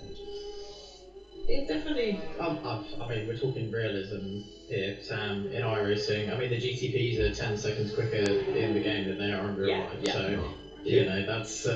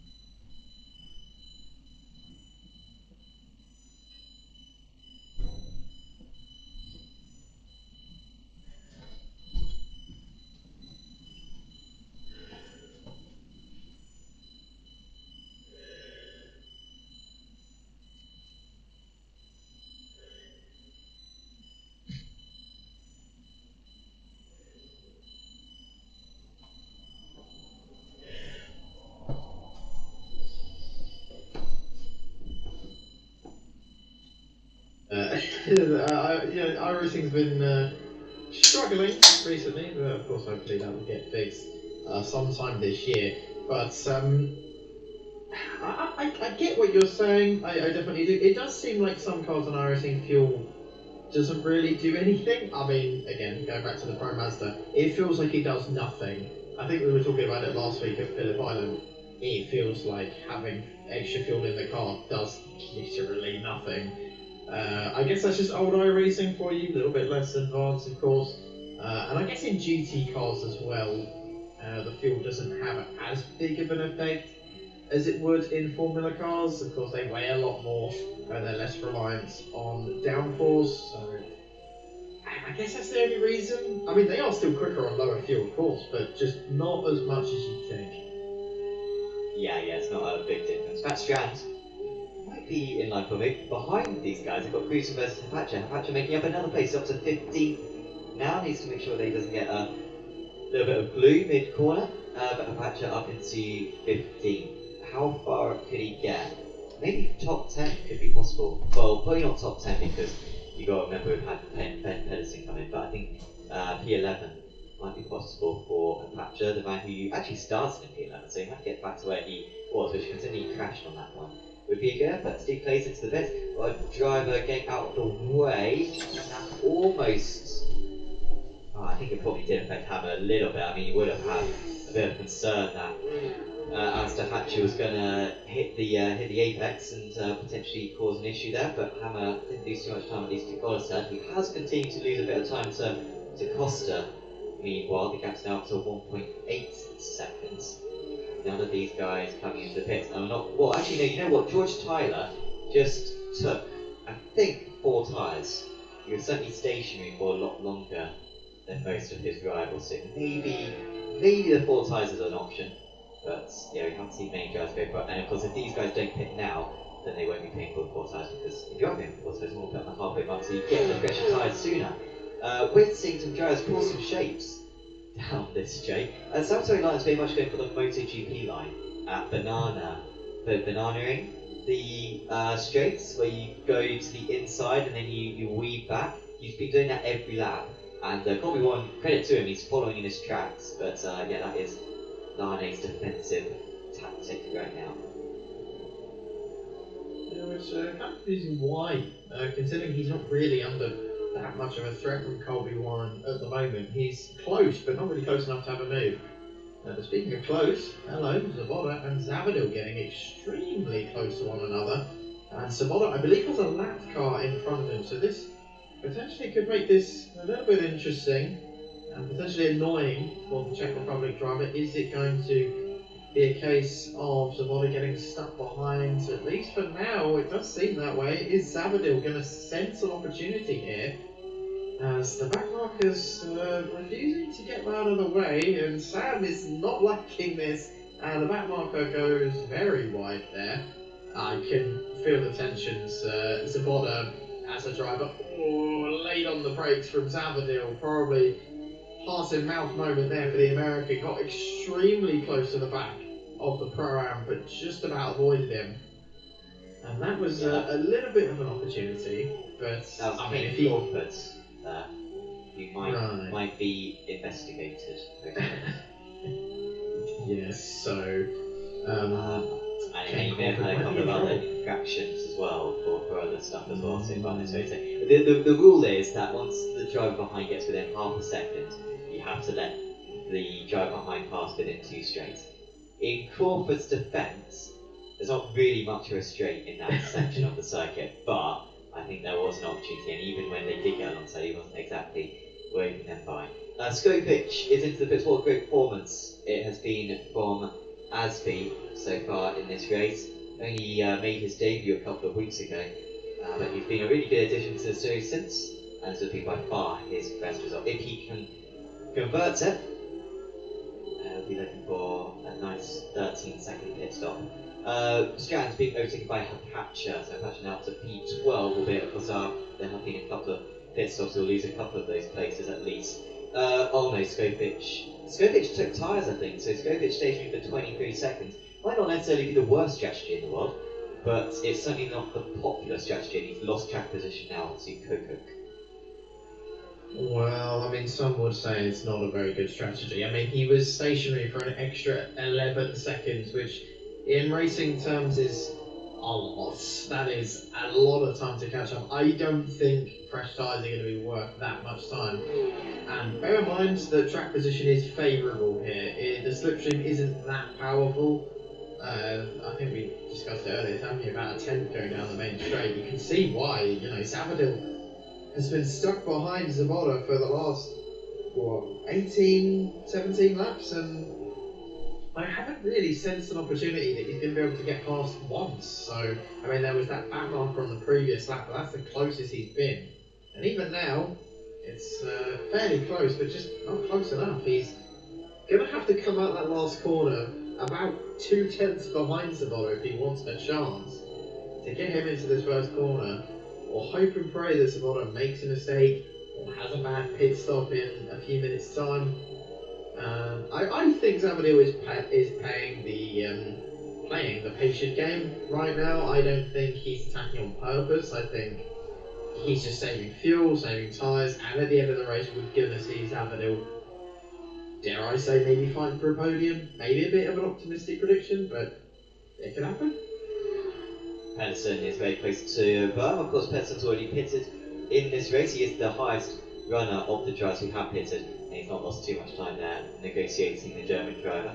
Of course, there would be the possibility for Zavadil to come into the pits now, but by my rough calculations, he'd come out around sort of Hapacha, Strand, Greason, Velasquez, Vidal, that sort of range. So I think that would be quite risky for him to come into the pits because he might be in amongst the drivers. Maybe he'd just be ahead of Hapacha actually, just judging by the gap to Pedersen. Pedersen is only 10 seconds behind Hapacha. I feel like Pedersen was more than that behind Zavadil when he came into the pits earlier on. But yeah, would be risky for Zavadil to come back out into traffic. And of course he'd have extra fuel with no fresher tyres, so would be not a risk that he's willing to take at the moment. Of course, thanks to our title sponsor for this series, the Racing Academy. do check out the link in the description below in order to get yourself a bronze, silver, or gold subscription to Apex Racing Academy. Of course, designing data packs for this Porsche Cup car, designed by Luke McCowan, who of course is doing very well in PESC at the moment, as well as doing very well in Porsche GB, one of the best Porsche Cup drivers in all of the world. Into Luke McCowan, you can get his setups, as well as his track guides, and everything else that comes with a Apex Racing Academy data pack, including a group coaching sessions as well, which are probably the absolute most efficient way to get faster on iRacing. So do check out apexracingac.com in order to get faster in this Porsche Cup car, single seaters or GTs, or rallycross cars, or anything on iRacing. Yeah, it's always fun having your ego bruised when a professional driver tells you you're terrible and you're doing everything wrong. And I honestly think that's actually a genuinely good thing for a lot of drivers, is having their ego bruised. I was really hurt on Sunday when I was taking part in Porsche GB against Luke, and I was slow. And I mean, Aaron, you saw me take pole last week in Formula 1, and at that point I'm like, you know what? I'm not bad at this. And then I turn up on Sunday, and out of 27 cars, I'm clearly the 27th fastest, and it's demoralising. And it's a really good sort of bringing yourself back down to earth. I think it's important as sim racers, unless you are sort of PEC level, even then you've got to realise that there are many issues with your driving, and there are lots of places where you can pick up time. And those group coaching sessions, honestly, are really good ways, because you can identify where you're losing the time, because it's not all mystical that time. We joke about aliens and stuff, but it does all add up, and there are techniques that you can do to get faster. And Luke's knowledgeable than ever to identify where you are losing time. Well, I mean, either PESC is just nuts, or Formula 1 is terrible. And I know for a fact Formula 1 isn't, because I mean, some of the drivers in there are absolutely nuts. I mean, the race we did at Phillip Island, I have never experienced anything like that in my life. And Okayama tomorrow is going to be just, that's. I'm not looking forward to it, honestly, but we'll see tomorrow where we both end up, I guess. Yes, we will see. So, sorry, Lani, falling into the clutches a bit now of Colby Warren. I feel like Lani was a little bit further ahead before, but got down to half a second. He's 6 seconds off Dalton Zavadil as well. And what was that? Not again? Oh, okay, yeah. I think I can't remember a Lani Warren rivalry this season. I'm sure they have battled a bit, but no. Yeah, here is the back marker of Kane Crawford, who is out of position, of course. He has taken a pit stop already. He was one of the first drivers to take a pit stop, but he needs to get out of the way here. These are straights, and he's not lifting off. Okay, to be fair, he's done alright now. Yeah, it is really difficult getting a back marker through that middle section as a back marker and as the driver trying to get past it. It's awkward because where do you let them pass? I guess the best place is on the outside of turn 8, but that's the only place, because the track is a bit too narrow, and if you go wide you're going to end up on the outside of the curb, which is where drivers want to put their car. It's just very awkward. But pretty much as soon as you get onto the turn 11 straight, you kind of need to let the drivers pass. So Lani probably a little bit frustrated that Kane didn't move out of the way quicker, but it's not really affected him too much. Still sitting fine and dandy in 6th place, and Warren's still behind. And I can imagine if we do another season of Porsche Cup in the next few months, Svoboda and Lani are probably going to be pros, because I mean their pace compared to the rest of the field over the last few rounds has just been insane. Yeah, certainly Svoboda, especially if he wins the title, will unquestionably be a pro, and I think he'll mix it well. Of course, Philip Hammer was a pro-am once upon a time. He's won the pro-am and the pro title as Hammer, and of course now he's one of the most formidable drivers. So yeah, Svoboda can certainly follow in those footsteps. I am wondering if Costa's going to come into the pits on this lap. We're really getting to the point now where the fuel is going to be at its limit. I sort of thought they'd go like 40, 41 minutes, so this is actually maybe one lap further than I thought. And no, they've still got another lap, so that's good news for Costa. I'm sure Goddard's was praying that Costa would come into the pits, so that maybe Costa would get a lap of traffic or just a sign that he was going to have to take more fuel, Costa, but he keeps going, and very few drivers really tempted. I think Ben Pedersen was the only front runner, only driver in the top sort of 9 positions, to come into the pits earlier on. And by the way, just an update on Aspi Skofic. He was one of the few drivers who took 4 tyres. I don't think it's worked for him. He came out of the pits 1 second behind Coco. He did not take tyres, and he's now half a second behind Coco. So either he's stuck or those tyres are not yielding him the grip that he wanted. Matej Hapacha is into the pits. Yeah, I think he's probably carrying a bit of damage as well since the start of the race, but he's done fantastically since.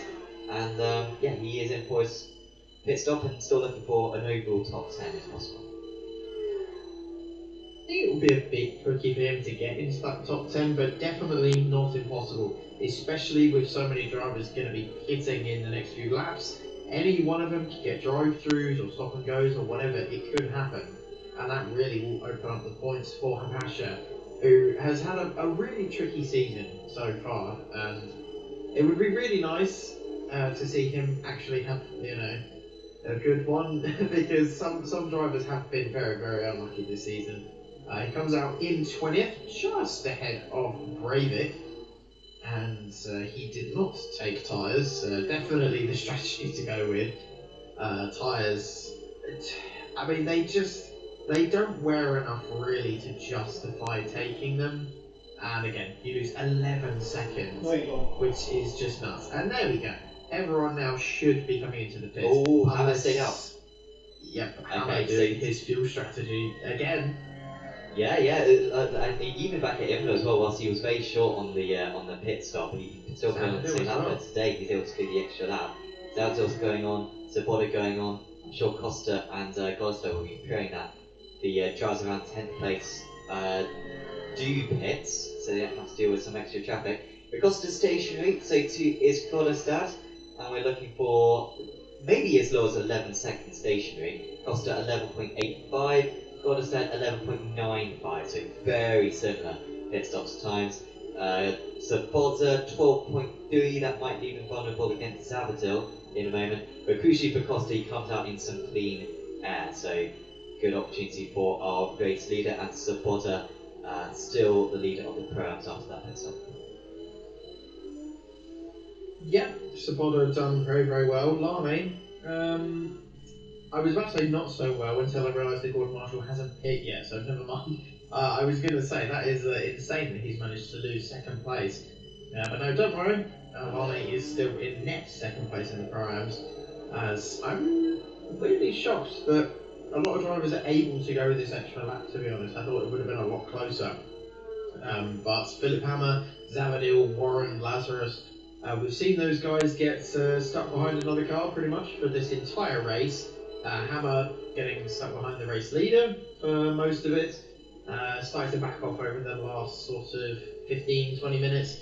Zavadil got caught behind Zaboda, of course, and they should be coming into the pits now, and yes, here comes Philip Hammer, and everyone else should be pitting on this lap.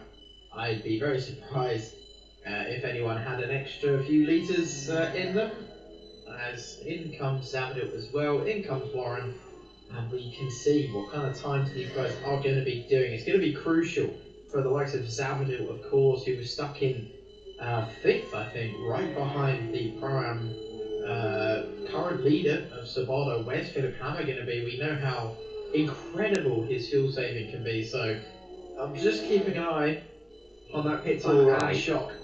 We're 10.8 seconds. What do you mean it's alright? It's the best thing we've seen. Zavadil was quicker, never mind.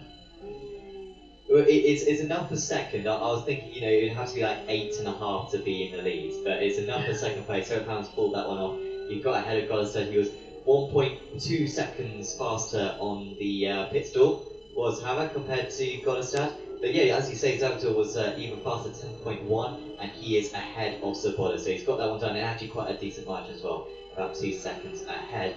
Further back, Lani just about stayed ahead of Warren. Marshall did do the extra lap.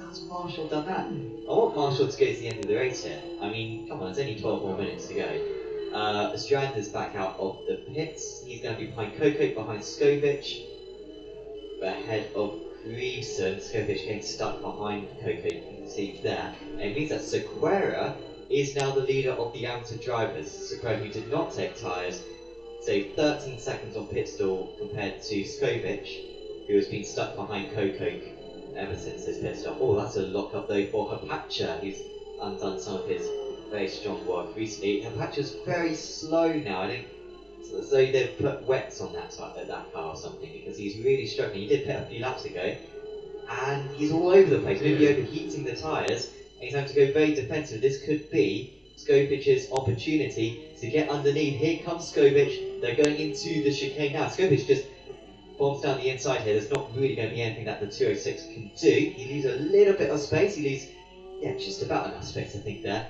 Coco had to go across the curb, might have a slowdown from that. And Skovic finally gets past Coco, but he's lost about 15 minutes of race time, stuck behind the Dutch driver.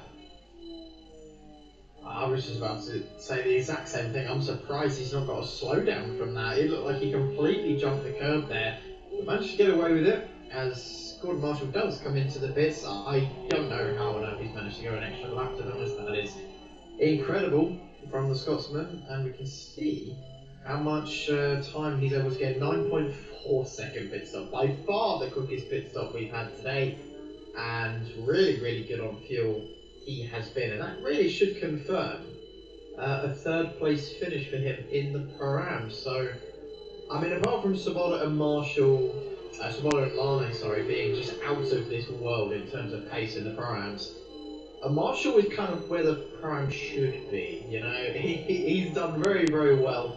Amazing pit stop time. Amazing pit stop time from Sequeira as well, 10.5. Quicker than most of the pros, to be honest. The only pro really I'm seeing that's beaten him are the likes of Sabadell and Pedersen. But everyone else is kind of in the 11-12 second margin. So very well done to both Marshall and Sequeira, with a very, very good pit stop times and strategy. Really, really good work from those guys. Tobias Stoll is battling with Jamie Edwards, Andrews, sorry. No, it's not even that, is it? It's Luke Andrews. He is behind now. It's Jamie Edwards who is 7 seconds behind, albeit is catching these guys by quite a lot of pace. 2 retirements in this race. Alistair Hatcher has headed back to the pits, so that's a shame for him. And also Steve Clays retired about 5 laps ago, so both fairly recent, but of course Clays may well lose 3rd place in the Amateur Championship because of that. Out in the lead, Costa 2 seconds ahead of Hammer, and very little looks like can be in his way. He was extended his lead by 3 tenths on that last lap, and looks like Hammer will be 2nd best once again, and it will be Costa's 4th race win of the season. Out of 7 rounds, and you might be thinking, well, why is he not leading the championship? Well, the reason why he's not leading the championship is because he missed 2 rounds. So, out of the... Yeah, that is incredible, isn't it? Out of the 5 rounds he's done this season, so it will be his 4th race win. That is pretty nuts from the Portuguese driver. This is so frustrating to see as a spectator sometimes, as you see a driver coming in late and you know that it's just not mathematically possible for them to win, but they go on to dominate the season regardless. And it's kind of just a show of hands. You know, Pascal Costa decides to continue into the next season and potentially any of the other Porsche Cup series going on. There are many, you're not short of that. He's going to be very, very competitive. I can definitely tell you that for sure. And he's done a brilliant job today. I think you'd agree with me, Sam, that no one else has looked even close to him today. It's just no one. He got first into turn 1 and has just romped away. Yeah, that race start might be where the whole race was decided in the end, as this is very close between Lazarus and Pedersen. Was that a giving up of a position again? I feel like these guys have top places, or maybe it was a mistake. He seemed to be going quite wide. But yeah, it's now Lazarus. Apologies, yeah. Sorry, this is with Warren, isn't it? Warren barely ahead. But Lazarus might just be able to get underneath Warren with a slightly better exit, but turn 2, like we saw on lap 1, of course, for Costa, can be advantageous on the outside.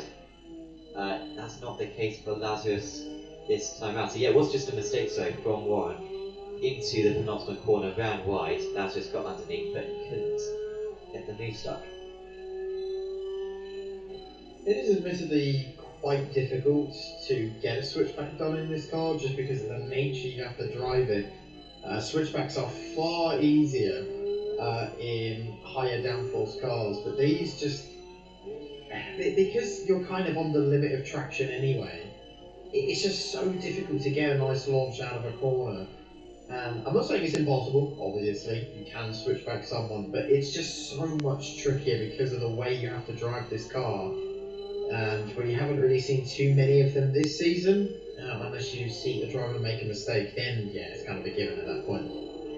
As here is Coco in 15, had a very up and down race so far, had a really good opening 20 minutes, and has had a really tricky last 20 minutes by the looks of it, and is in the midst of a train from 14th all the way back to about 20th, and is caught up in this battle. And currently 4th in Prime, admittedly. Even though he's had a rough time, still in decent stead. Yeah, still doing pretty well. It does feel like he's been on the defence for the entire race. I don't feel like because he's fairly close to scope.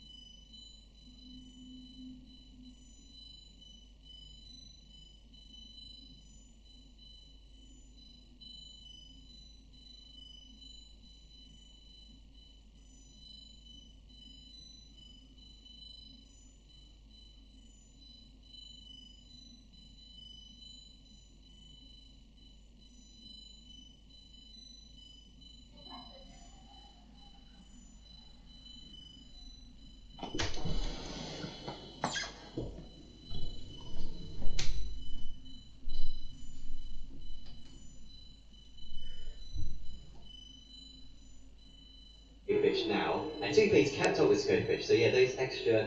I mean, I assumed Scopich took time. I didn't actually see him take time, but like his pit stop certainly corresponds to him taking time. But his pace certainly isn't reflecting those fresher tyres, because even though he got past Coco, he has not been able to pull away ever since. So Coco might be able to get one of those places back, but I think it's more likely that he'll fall into the clutches of the Norwegians behind Strand and Bjorkman. Bjorkman, of course, got caught up in a crash on lap 1, I think with her capture, started up in P12 actually did Bjorkman, so he's probably got more pace than these guys. As here comes the move from Strand. It was a little bit of a late one,